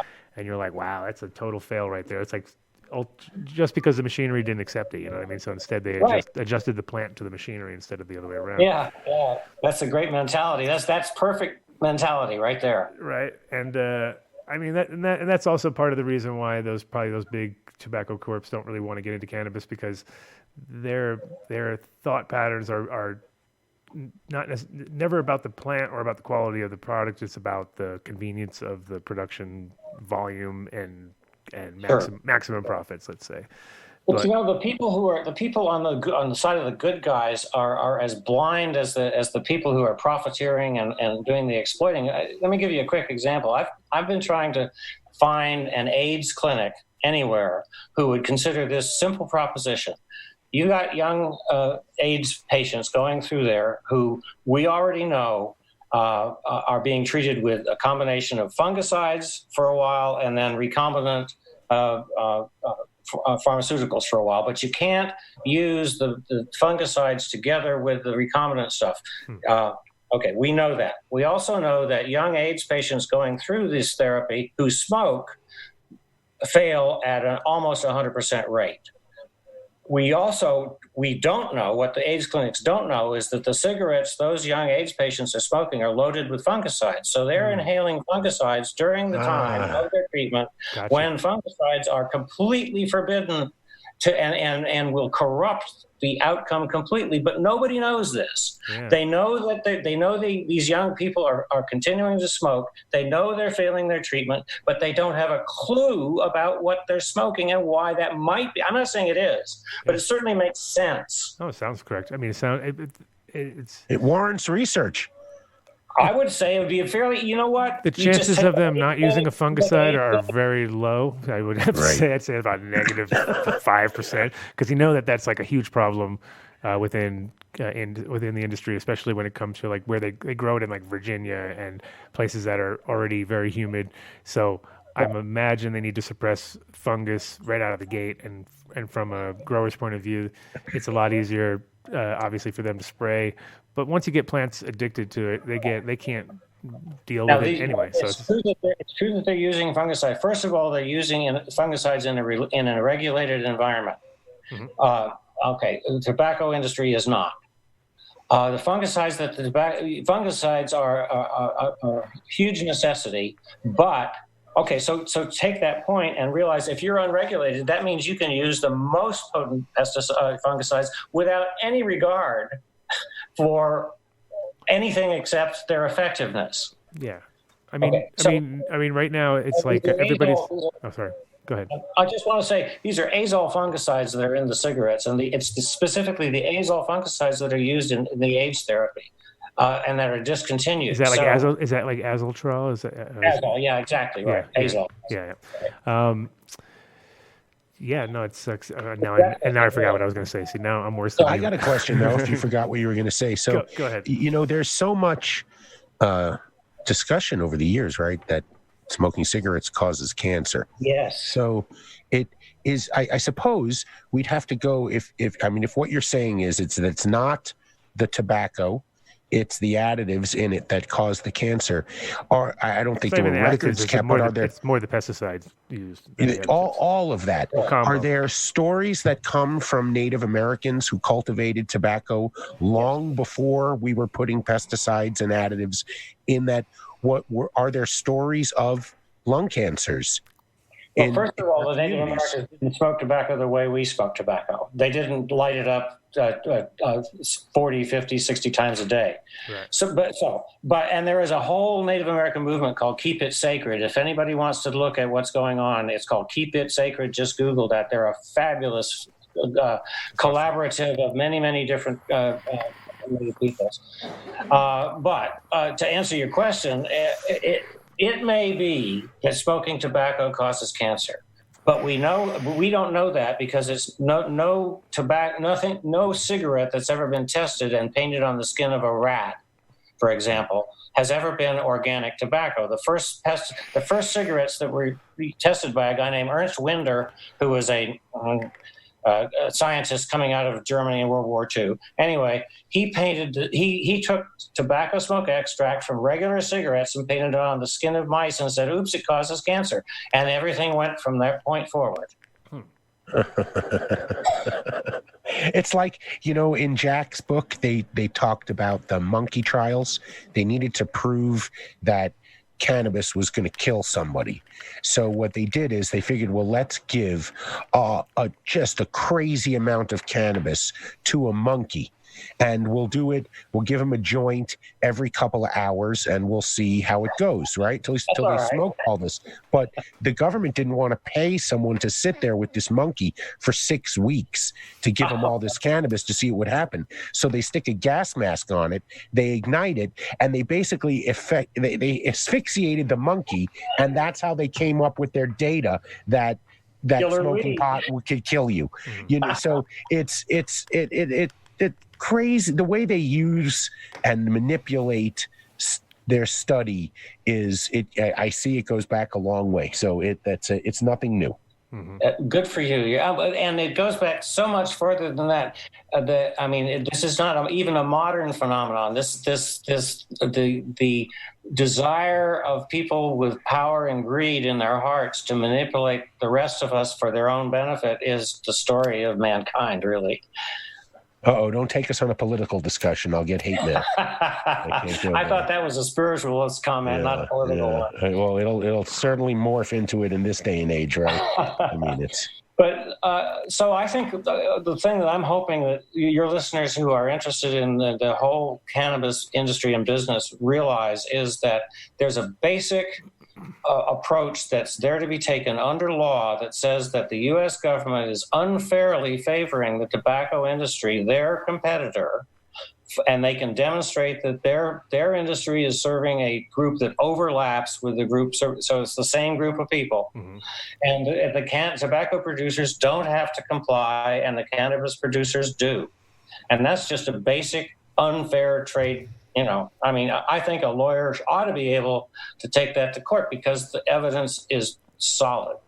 We'll note the time in the ship's log and bring it up with Jeff Garr, our attorney friend who comes on the show every now and then. Pretty soon. I'd love to see these bastards taken to the dock. Right. Well, it's I think we're at the 2 hours. Are we wrapping it up here? Yeah, we're at Wonderful. 2 hours for you were great, Bill. Well, I apologize for anybody who can't handle a rant because you turn me on. I love rants on this. That's all I do. Are you kidding me? You just tipped your hand that you don't listen to the show because that's Adam in a nutshell. I don't know. I speak like I write with zero punctuation, so it just keeps going. So you gotta watch out. But no, it was awesome talking to you. Thank you. So okay. As far as the new book that you came out with, which is actually a year old, is it also available on digital format, or do they have to physically buy it, or what's the best way to get it? Best way to get it is just to Google the title "Smoke No Evil." There's a couple of songs out in the album of that kind. "Smoke No Evil," Bill Drake, and it'll come up. Yeah. And I'm about to put a new book out called. I'll let you know about that later, but it's basically addressed at this whole issue of how people can switch from whatever they're smoking to just regular organic tobacco and then go from there. And it's the voices of the people who've done it. I'm going to just put it in there without a comment and let people read it. So this is like a follow-up to the Smoke No Evil kind of? Yeah, pretty much. In that Smoke No Evil book, there was a whole section in the back where I took all these comments and people telling their stories that I've sent to me. And it's basically people saying, hey, when I switched to American Spirit, in this case, it changed everything about the way I smoked. And a lot of them said, blah, blah, blah. So I just decided... should be getting paid by American Spirits, it sounds like. Right? Jesus, actually, they don't want to see it. R.J. Reynolds, the people who own American Spirit... it's R.J. Reynolds. See, that's it. You're supporting a bunch of douchebags. So you gotta get away from those companies and that's the worst part is even when was American Spirits always R.J. Reynolds or were they bought up by R.J. No. So don't you, that I invented American Spirit organic tobacco? I invented the brand. I started the company, and then they took it away from me as soon as they found out I wanted to push the pesticide angle. Oh, nobody knew. I did not know Holy that. moly, I no, was I didn't know not. that. See, now you're blowing everyone's mind. Nugget, quick. Nugget. I didn't know that. No. Holy moly. Holy Maybe we manolis. lead with that next time. Our research staff sucks. It's you, dude. You're the research staff. So I know, you're the I research blew it. staff. yeah, you're the worst. You're I home. completely blew it. No, Well, that's awesome. No, that's just fun. That's fun. I'm glad to hear it. I mean, that's fun. Yeah, So, and we'll see. Like I said, when that book is done, done. You see that when that book's done? well, I'm fiddling with the cover now. I mean, just before we came on, I was kind of finishing it up. It's not. I'm not writing the book. I'm taking what people had to say, their voices. Yeah. I'm not editing it. No punctuation changes. Hey, my style. Yeah, there you go. No punctuation.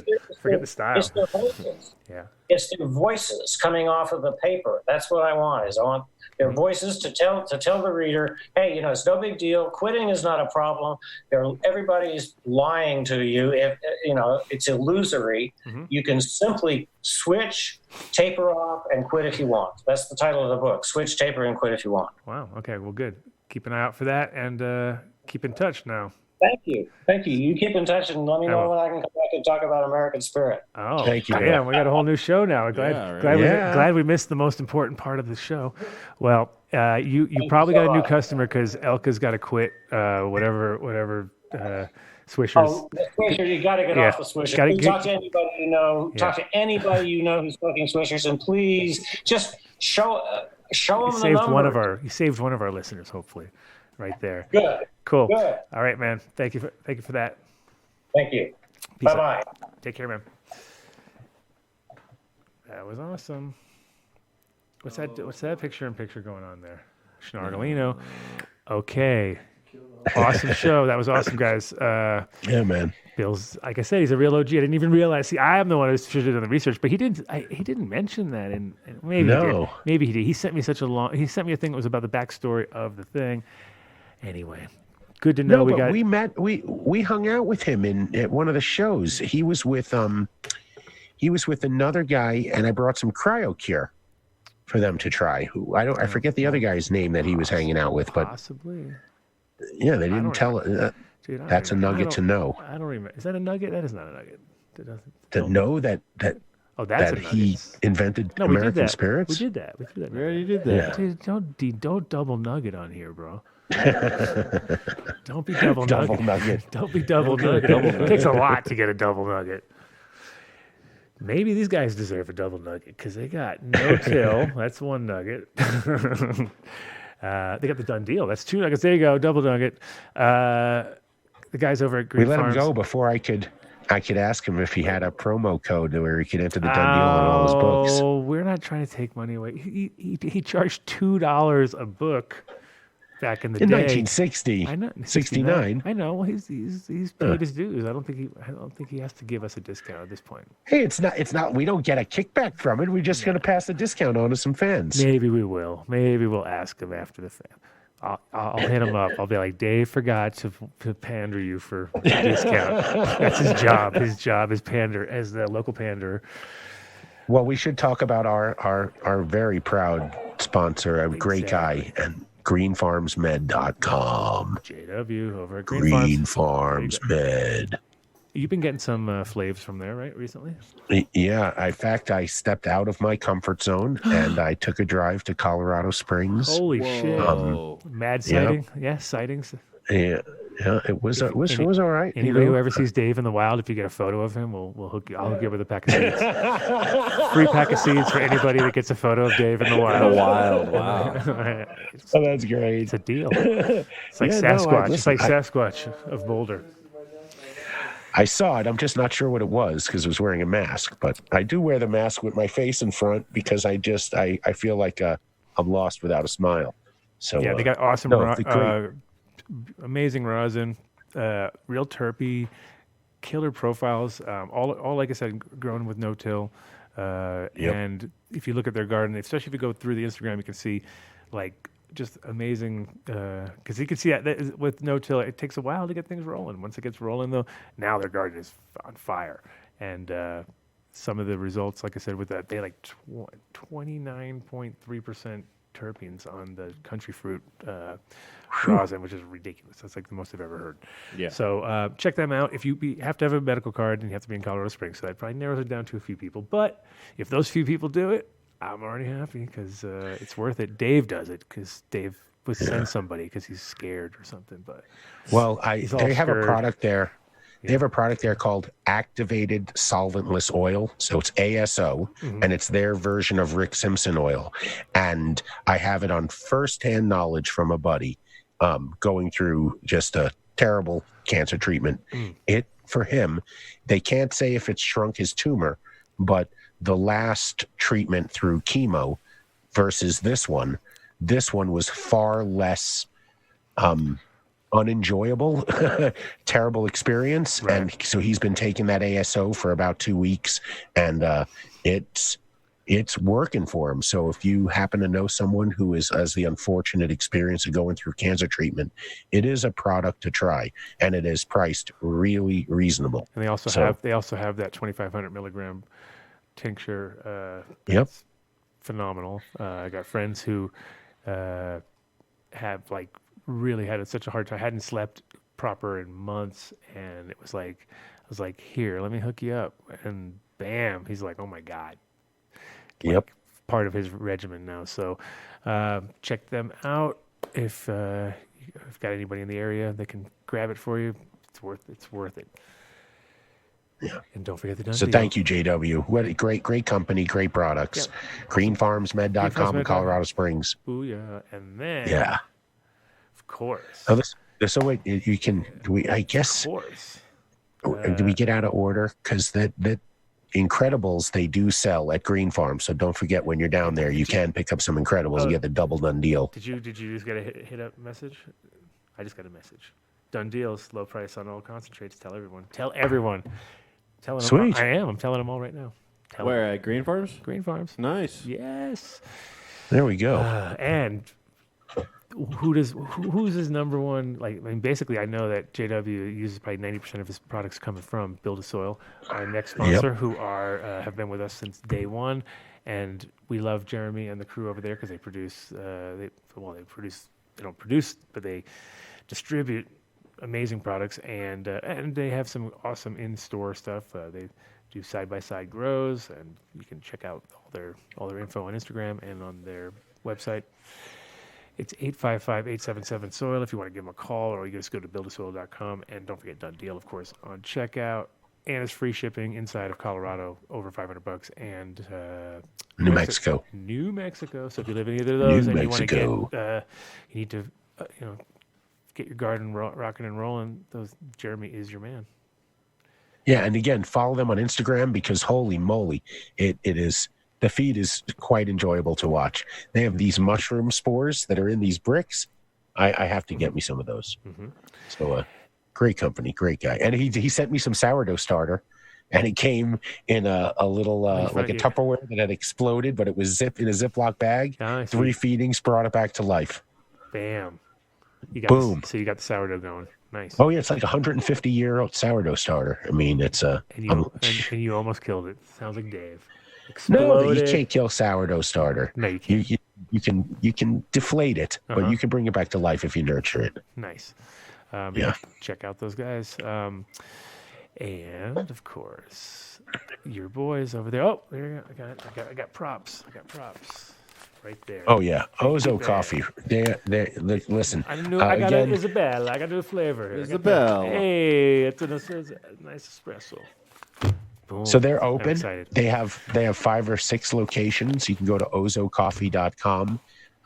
You can place their order there, and you get 20% off your order, and they'll ship it to you if you want it. And if you follow the Dunn Deal mathematics, you figure you buy 5 pounds, you're going to get 1 pound free.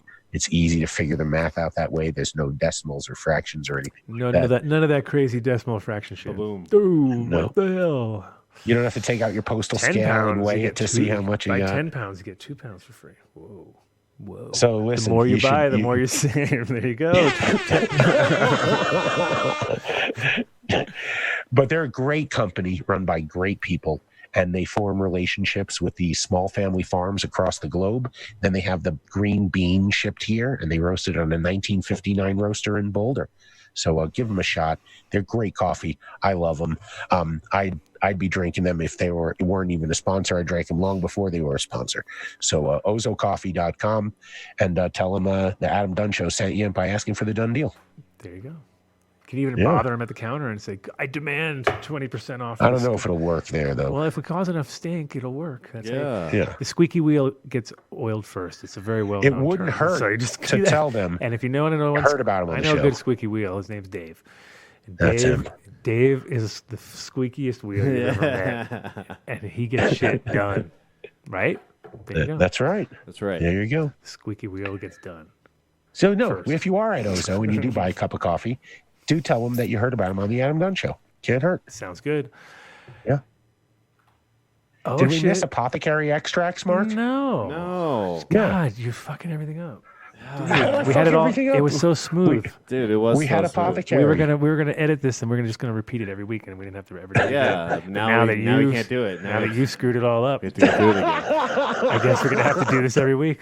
That's pretty much the way it's gonna go. Yeah. Darn.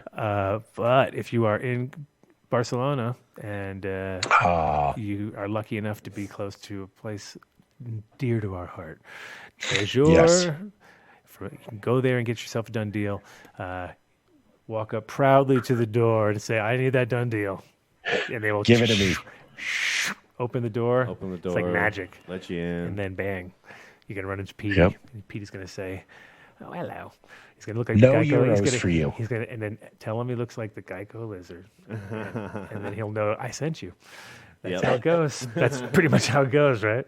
That's how it goes. But no, Petey's the best, and they always have high quality cannabis at the spot, and great coffee, and great service, and great people there. So check them out. Use that done deal. Tell us how it was. Hit us up when you're there. Take photos. Take photos. All that good stuff. Yep. Yes, and when we're back, we're going to see you again. We will see you again one day, my friends. That's right. One day. One day. And next. And now Apothecary Farms. There it is. Which I want to Foghorn. Yeah. Show him so he knows when it happens. See, Okay. There we go. That's for you, Dave. You know, See, I made a post about apothecary like today or yesterday. That Clementine's bomb. Yeah, I smoked this clementine, Oh, I got it here, and don't I? It smells awesome. I haven't smoked it yet. oh, try some. It's so fire. Well, since and Dave didn't get to it, I- I can try it even twice, I think. Ooh, nice. I found myself remarking when I've tried other people, so they say, you know what, you should try this. I said, where's it processed? They say apothecary. So it's they're doing something right in my book. Yeah, man. and It smells fire. It smells like well, anyway, I guess I shouldn't. Say. Never mind. I'm not going to say lie. I don't want to. this I don't want this to get anybody one in though, trouble. Fleetwood butter. You know if you can see I it. don't. Fleetwood Oh. butter. No one gave me Yeah, that. I got this a while ago. Is it good? Oh, I yeah, really likes that one. it's I guess yeah, so. really. See, I didn't Well, get that and one you for know you what? because it smelled like kind of like train wrecky Jack Oh, yeah? Harry type. Oh yeah, that's Yeah. I can see Dave getting excited now. Oh yeah. Yeah, man, it brings well. Listen, it smells unlock memories, and so that Right. must be what it's tapping into because it's for me it's real old school. It's jelly beanish, right? It's jelly beanish with a little something like a limesicle background. Yeah. If you mix limesicle, We're talking about the Clementine over here, Dave. The clementine, yeah, it's like that. Totally, it's weird. Yeah. Nice. good stuff. So go to nice. Apothecary Extracts, ask for the Dunn deal. You can get a gram of that Fleetwood butter. Or probably like 40 other flavors, and a joint, an infused joint for $25. But you got to ask for the Dunn deal. Can't double Dunn deal there, except if you're down in the Springs and they maybe they carried it. You know, And Triple. actually, Can we do is there a way to do triple Duns yet? Can we triple Soon Lindy? we Triple can. Lindy. The I triple know we Lindy. will The triple figure it Lindy out. of discount. The triple Yeah, Lindy right. of discounts. Yeah. The the TD. triple Lindy. That's such a great reference. First person on the chat room to say who that is Yeah. wins a Tootsie Roll when they arrive. And Come on, shout out, say the movie on the chat. Don't say it. Don't you say it, Adam. But on the chat room, first person to say that movie, it's gonna be. We'll send up turf pearls Tony too. Baloney is gonna be the one. Come on, Tony. Come on. Come on. I just wanted to shout out Jonathan. He get helped no me out at respect at Apothecary all. last week. I see those guys every week. Hey, no respect. I see those guys every week to go pick up our hash, and Jonathan helped me out. He actually hooked me up with a gram of some of the stuff from the rec side. That was really awesome. So Nice. yeah, it's really cool. So I just want to give him Shout out. out. And I was gonna get fired because he fucking broke protocol. No, that's what he was saying. No, he was saying he was like, I'm gonna get fired, bro. If you say this on the air, and he's like, "Well, I just said it on the air."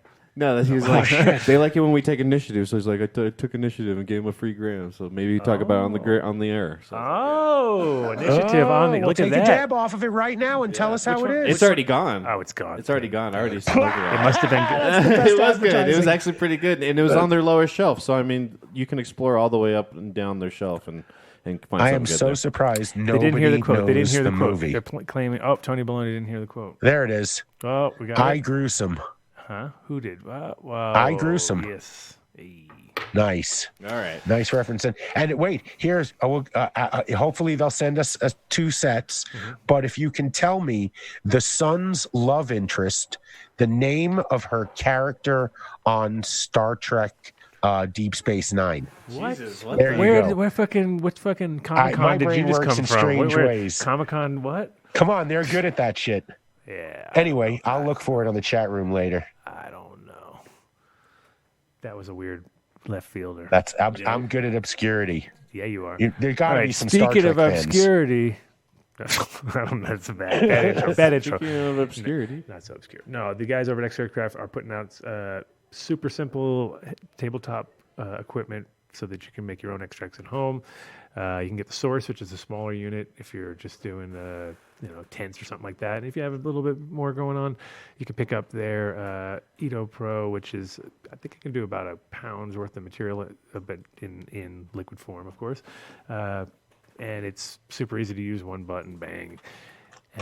You can also do. You wanted buttons though. I know. I want the whole combos and things to fuck. I want things to fuck up is what I want, but apparently you can't. That's the problem. It's like can't fuck it up. But you can also you get 98% return on it, which is awesome as far as your alcohol. So not your other stuff. That would be awesome if you got 98 return on all your material, right? You said you got 98 return. I only got. Holy shit! I put a pound of rosin in, and I got how much out? Yeah, right. You put in, you get 98% back, and it's all good. No, but you get 98% of your alcohol back, which is super efficient and quiet too. Surprisingly quiet. So definitely check them out. Obviously, use the Dunn deal, and it's extractcraft.com. But if you do pick up one of those machines, you're going to need our next sponsor, which is 420 Extractor, sorry, which is their alcohol made here at Mystic Mountain Brewery in Larkspur, Colorado.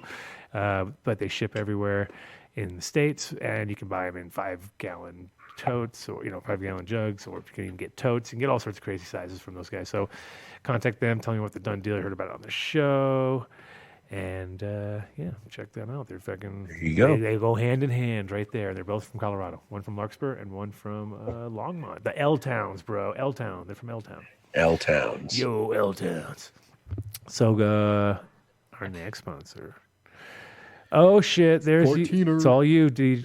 See, this is where you work for your face on the fucking cans. Get to work. Get to work. Let's work.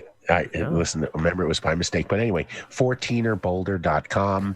Just a fantastic dispensary. The shelves on the rec side, and because they don't have a med side right now, are full of flower. I think there's like 20 plus strains on there right now.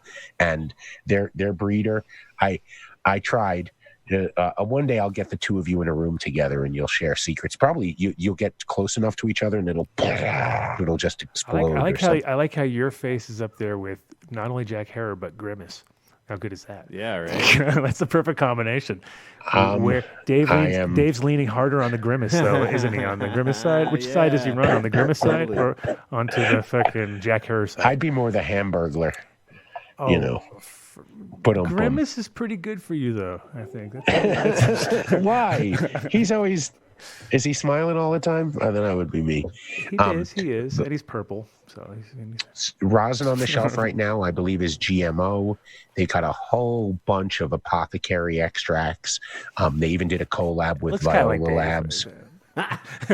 See, they're going for they're like, yeah, we got Dave, we got Grimace, and we got Jack Harris. Do they put Jack Harris' face on the Jack Harris, or do they just put like some crazy Jack Harris list? I don't think so. No, I don't think so. That's the greenhouse. That's the greenhouse's logo too, which is sad.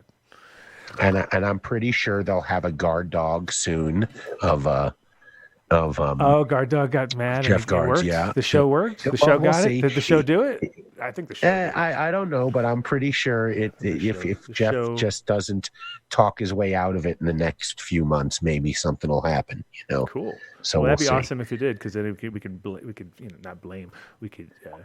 We'll take credit for it. We'll take all the credit for sure. Absolutely. Creating brands. But place your pre-order. Go to 14erboulder.com. You cannot walk up to the counter and order there. You got to place your pre-order. They're going to send you a text that they got it. They'll send you a text that it's finished. When you get there, you just let the guy sitting outside know you're there, and they will call you when it's your turn. They're really efficient, in and out in a minute. I think just like Dave. Wait, do it. What? Just like Dave. In and out in a minute. Come on, bam. You guys are slow. Oh, the interns are in trouble tonight.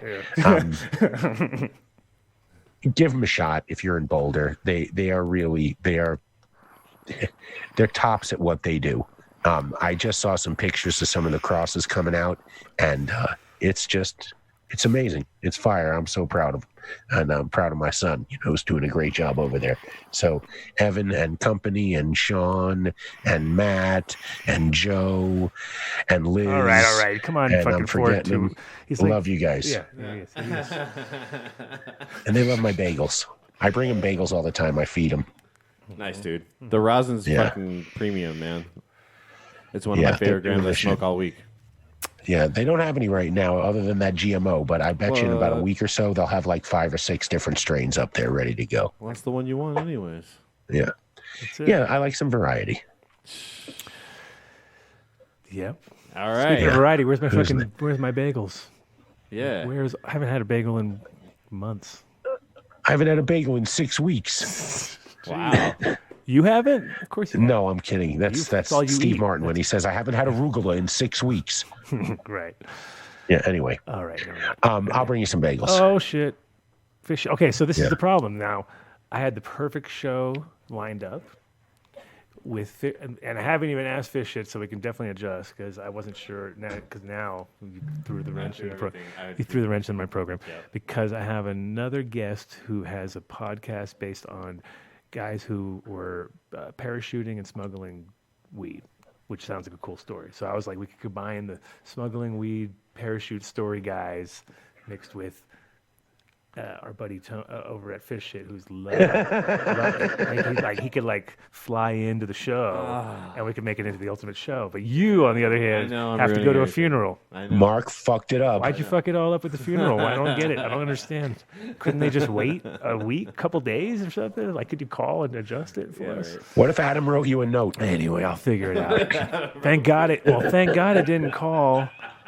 Thank God I didn't call, and then Tony would be getting planes organized and have and they'd be like, I can't do it because Mark's got to do something. Man. He's got to go to Vegas. I wouldn't tell him about the funeral. I just say he went to Vegas just to make you sound like a dick. That would be my way. Wait a minute, is there a bullpen we could draw from?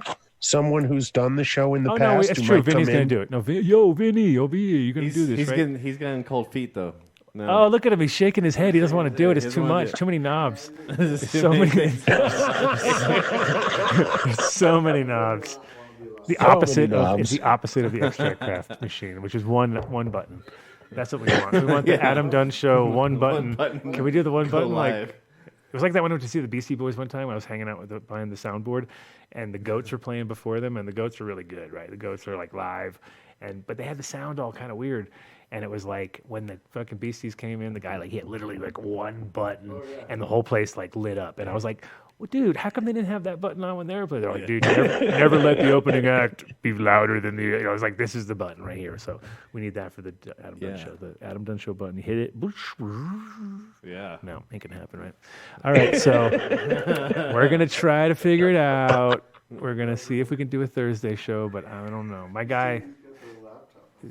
Maybe the. Wait. When you bring up skydiving, I saw someone's Instagram photo. They went skydiving during this, and the instructor behind them, who strapped to them, was wearing a mask. She wasn't wearing a mask. He had a mask on. It was just some random photo on Instagram. Wicked cool. We could get one of those going for you. So we know we're gonna get Adam Dunn show masks and all that, and yeah, we'll do it all. It's gonna be great, bro. Production value is gonna be super high. Oh, dude, Yeah, totally. Boom. drones going around him as he lands onto the top of his camper with the thing with our logo on it. I had it all planned, but apparently it's not happening. Fucked it all up. Anyway, the guys are efficient. They got a simple product that works well. If you add it to your regimen, if you're growing already, and if you're not growing already, and you want to add something in the beginning that you got to add something. This is such an easy, simple thing, and it brings up your terpenes and your yields a bit, and all around just health of the plant, which is what you want in a product. And we're gonna have maybe next week him flying in a parachute, but maybe MTI is gonna ruin it with some trip to Vegas or something. But we're gonna try. But you go to. What is it? Fishheadfarms.com or Fishheadfarms.com. That's what it is. Okay. And Or fish shit on Instagram. Yep. And you get 25% with him, right? Isn't it crazy? 25% Holy off. shit. So once again, the more you order, the bigger your deals, right? Totally. I think that's like a double done deal. Right out the door, because the standard was like, I tried to get us 10% at that Chinese food in Amsterdam. So really, this is like 2.5 times. I don't know how that became the standard of the one Chinese restaurant we went to in Amsterdam, but well, because it was the first time I really asked for it. I was just being funny. That was his. I remember that. That was your very first attempt. It worked for almost a second. Yeah. But didn't quite. Well, settle till we got the look, like, go fuck yourself and just eat the chicken we served you. Yeah, we were with Dumac, remember, too, right? So yep. Yeah, that doesn't. So we weren't going to get served well just because we walked in with. Exactly. But yeah, check them out. Get that done deal from them, and we will have in the near future. And I'm going to get them to send a bunch out to a few people that we all promised, because you promised a bunch of people, Dave. I know. Yep. I was there. I was watching you promise. And I know you didn't follow through, so you need to follow through and get those things sent out, right, Dave? No, they sent them to. Oh, did you? You got them all out? And everybody, yeah. Anybody who's. I remember on the show you were just throwing them out like they were. Free. No. Well, if anybody is we'll still. get it for you. Yeah, all right. If anybody has not received a fish shit that we have promised, please write into donedeal@adamdunshow.com. Oh my God, and it's we will going to jam rectify up it. tonight. It's going to be all jammed up. It's going to be all jammed up. Crash the You have mail. Crash the network right there. Yep. You have hate mail. And, of course, Seeds here now. Seedsherenow.com. Where the fuck is James? James. He's posting on Twitter. I've seen him post a few times. Man on the scene. But the Bean himself. I don't know where he is. Oh man. But yeah, check them out, and they have the best breeders and the best service, which is important. Actually, they had a little bit of they did have a little bit of an issue though, because a lot of the fires were affecting a lot of the people that worked for them. So they have, I think, about a week of shutdown right now where they're not going to be able to ship anything, because all the post offices there are pretty much under threat of fire too. So you don't really want them to put seeds into a building that could possibly burn down. So probably a good idea that he hangs on to them and waits until next week, until the actual post office aren't in danger of burning. But the service from them, unbelievable. As you know, here they are telling us ahead of the game, not just doing it and not getting those orders out. But in general, you got some of the best all the best breeders really, and all under one roof, which makes it easy. And you can go to their forums and check out the breeders themselves. And good. Just James Bean's going to have to. I guess he's back in the middle of it all too, so he's probably dealing with some bullshit. Yeah, I can imagine also. So hopefully, I saw he was doing some strain hunting or something. Oh, he's out on a fucking jet ski somewhere. Oh yeah, for sure. He's on a jet ski. He's out on a jet ski while the world burns behind him. That fucking guy. Oh my Well, his God. excuse is he's safe on the water. That's true. Did you see that? Did you see in California where they had bunch of people that were camping and they were all trapped and they just said, well, there's nothing we can do. Best bet is to get in the lake, and they were like, really? And then the helicopter guys were like, no, fuck that. There's like 500 people out there, you know what I mean? So they flew out and fucking airlifted the people back and stuff and went against the thing. There's like crazy shit like that going on right now. It's just like, so you guys are gonna let 500 people go jump in a lake to survive? That's your fucking way of dealing with it? Like, Jump in a lake. Yeah, just go jump in a lake. Hey, over here, fucking guys. That was crazy. No, the optics of dead people or people wading in a lake to save their lives was worse, so they sent in helicopters and rescued them all. I don't think they did. I think the helicopter guys were like, fuck that, is what I heard. And they were like, no, we're going in, because they were like, because they had zero visibility. They didn't have to go in with like zero, all on fucking instruments, and somehow get in and pull them all out. It was a bunch of photos. It was crazy. Crazy. Anyway, speaking of crazy, our next sponsor gives away lights every end of the month, every month. Yeah. All you got to do is write a letter. Illuminar.com. Write a letter telling us why you need them. I have to write a letter to him and tell him why I need them now, because I already talked to Scott about it, and then I was like, didn't follow up. So I'm going to tell, because I'm getting some new LEDs. Nice. Are we officially switched over to now so that the light at the giveaway is going to be an LED each month? I think for right now, that's the plan. Yeah. Last month was the first month of that. It was, and I think that's partially because the reality of the industry is it is pushing in that direction, and for a lot of people, LEDs are going to open the doors to a lot of smaller, controllable growth, so people don't have to necessarily grow huge amounts of cannabis. But at the same time, if they want to, with LEDs, we're seeing some beautiful gardens that we're like, all right, this is getting to the point where it's making sense, especially because the bulbs last for hundreds of thousands of hours compared to like regular bulbs, which after a while, you start replacing those left and right, and you notice that when you use a normal HID, after the first round, you've already lost like 14 to 20% of light the next round. So it's like if you start comparing that to yields, it's like, well, that's kind of huge. So you really should efficiency. You should be changing those everything. bulbs. You should be changing those bulbs every 2 cycles, and then that gets really expensive. So if you start looking at that and adding those up after a year or so, you're like, okay, well, that didn't really pan out as much as I thought, and you could have done it with LEDs, and they would last a lot longer, et cetera, et cetera. But yeah, check them out. You go to illuminarlighting.com. You tell them you need that done deal. This is probably the best done deal you could get, just because if you're going to be doing some big old operation, you could be like, they give you the quote, you throw the done deal in, all of a sudden they start sweating because they start calculating that. And, oh my God. Now, also if you're in California and you are tens of thousands of dollars. No, exactly. California, you have to anyway. You have to in California. Right. Yeah, so you might as well. And especially if you know as your time, right?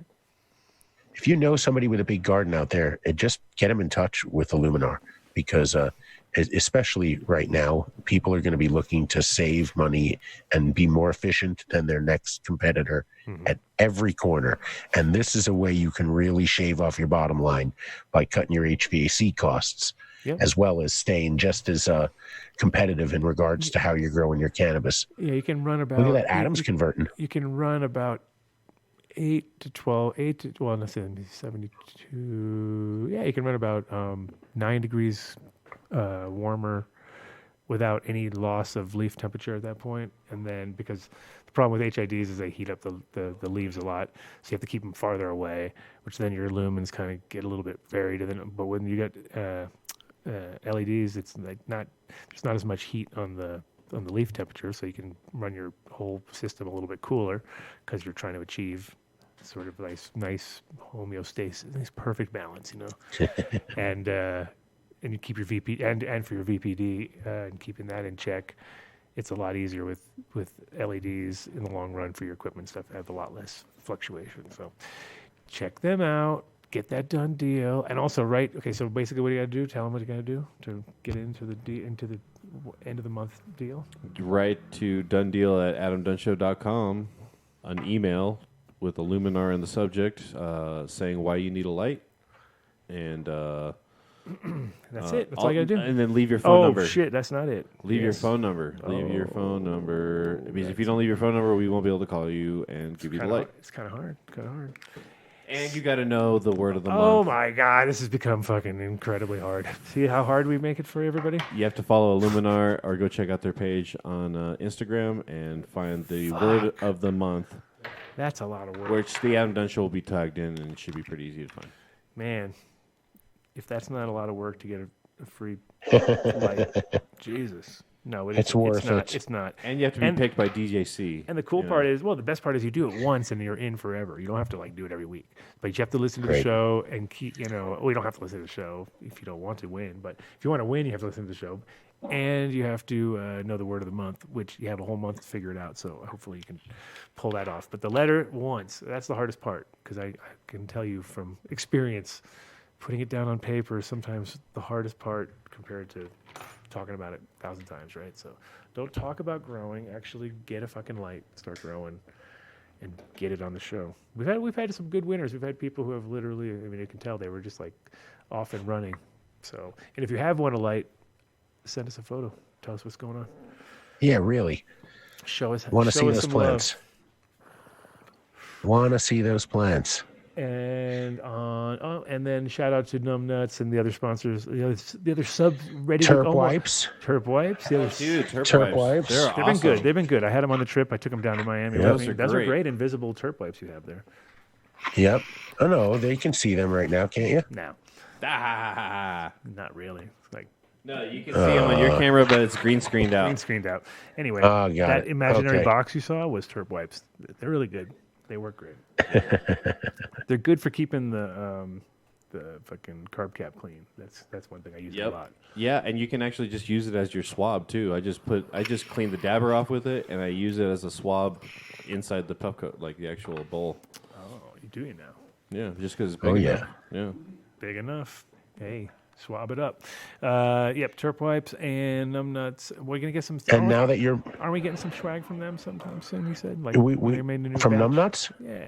Oh yeah, we'll get some peanut butter from them. And now that you're back in town, I have to bring over to you what will hopefully premiere next week if we have a show because of Mark. But we have 2 beautiful dab rigs blown custom for us by Hubbard Glass. Oh, yeah, and a whole bunch of accoutrement for Mark because we'll have to get him a lot of subscribers. We'll have a whole launch for it next time.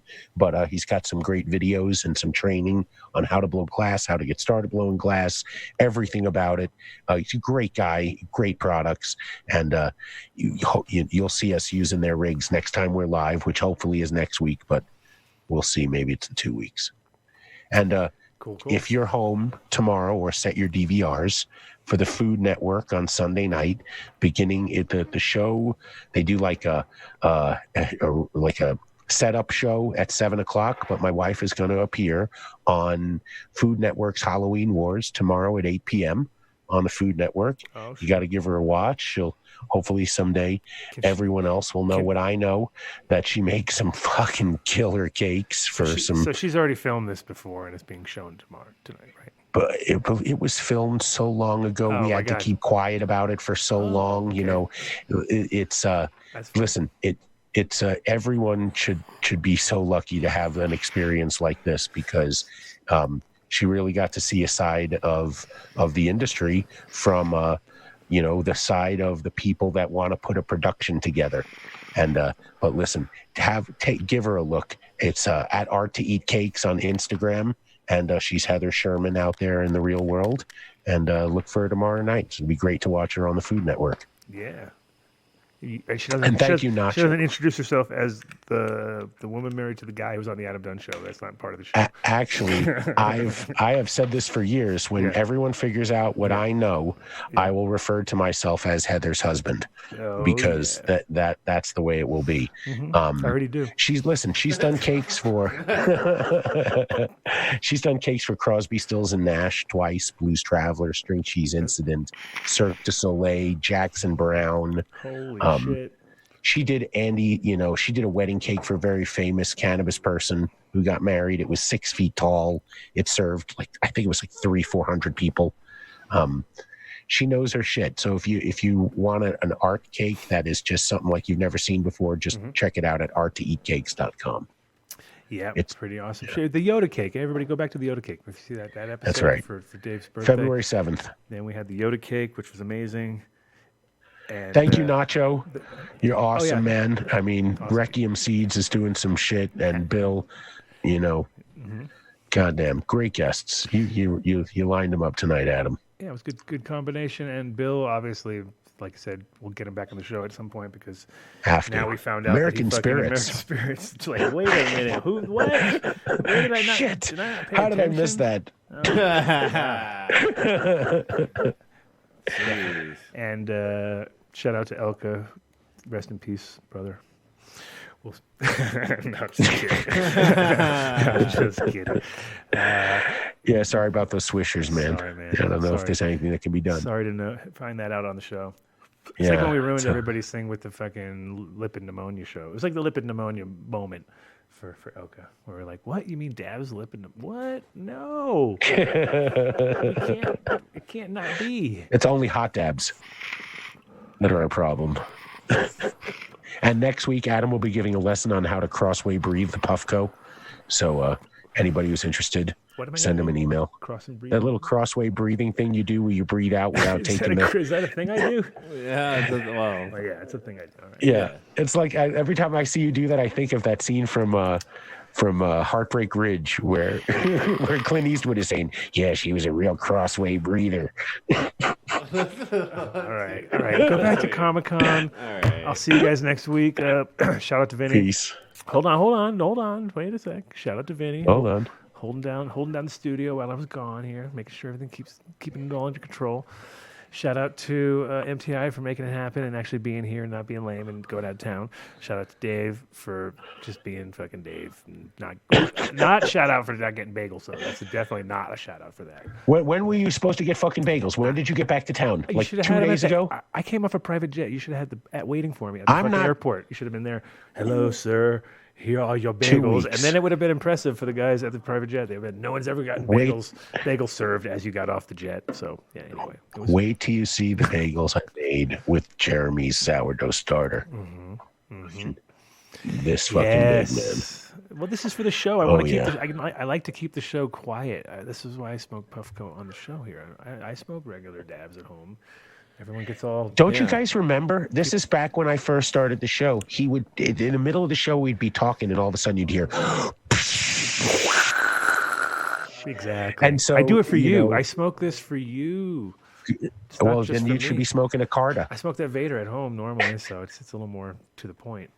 That's I great. do cold start dabs now. I'm not down with. I just do cold start. It's way better for me. You? What do you do? You still do old school? Yeah, I still do old school. But I can't. I just like when I'm sitting at home by myself. I'm like, it's way easier just to do cold because it's quick and to the point, and it tastes better. And then I just fucking clean it out. See, I don't think it tastes better. It does taste better because you never fucking. Well, Mark, you're on Noisy Cricket.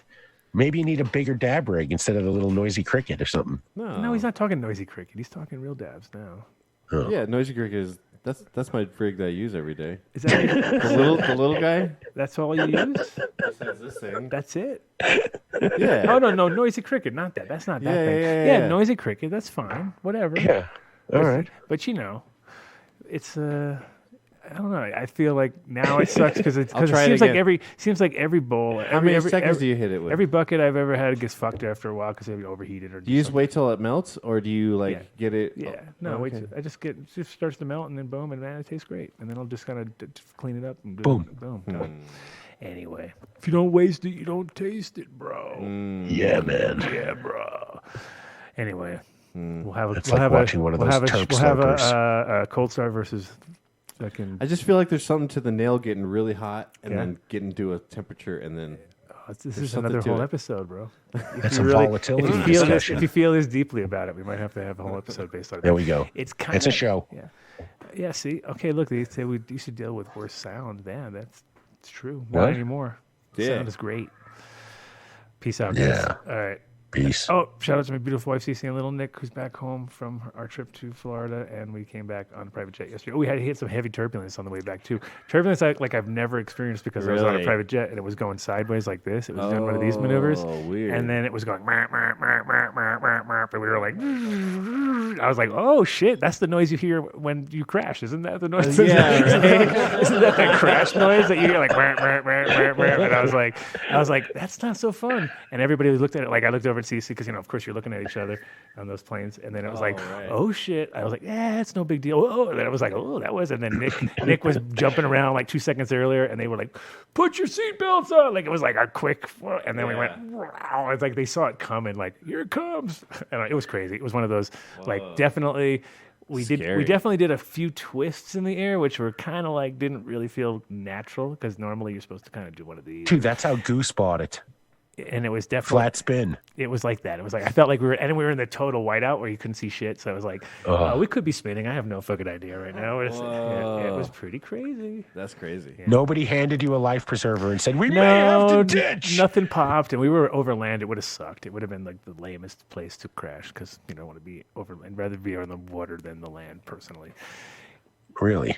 Yeah, real crash? Yeah, I think so. I mean, like coming in like maybe sort of half, like with a fucking one wheel down or something, I'd be like, all right, we'll do land. But if you're coming in hard, you kind of maybe feel like you might get away with the water landing a little bit. I don't know. 2 pilots or one? That's another show. We've got shows about water landings now, and possibly skydiving with smuggling in next week, but we'll see. Were there 2 pilots or one? What are you talking about? On your plane.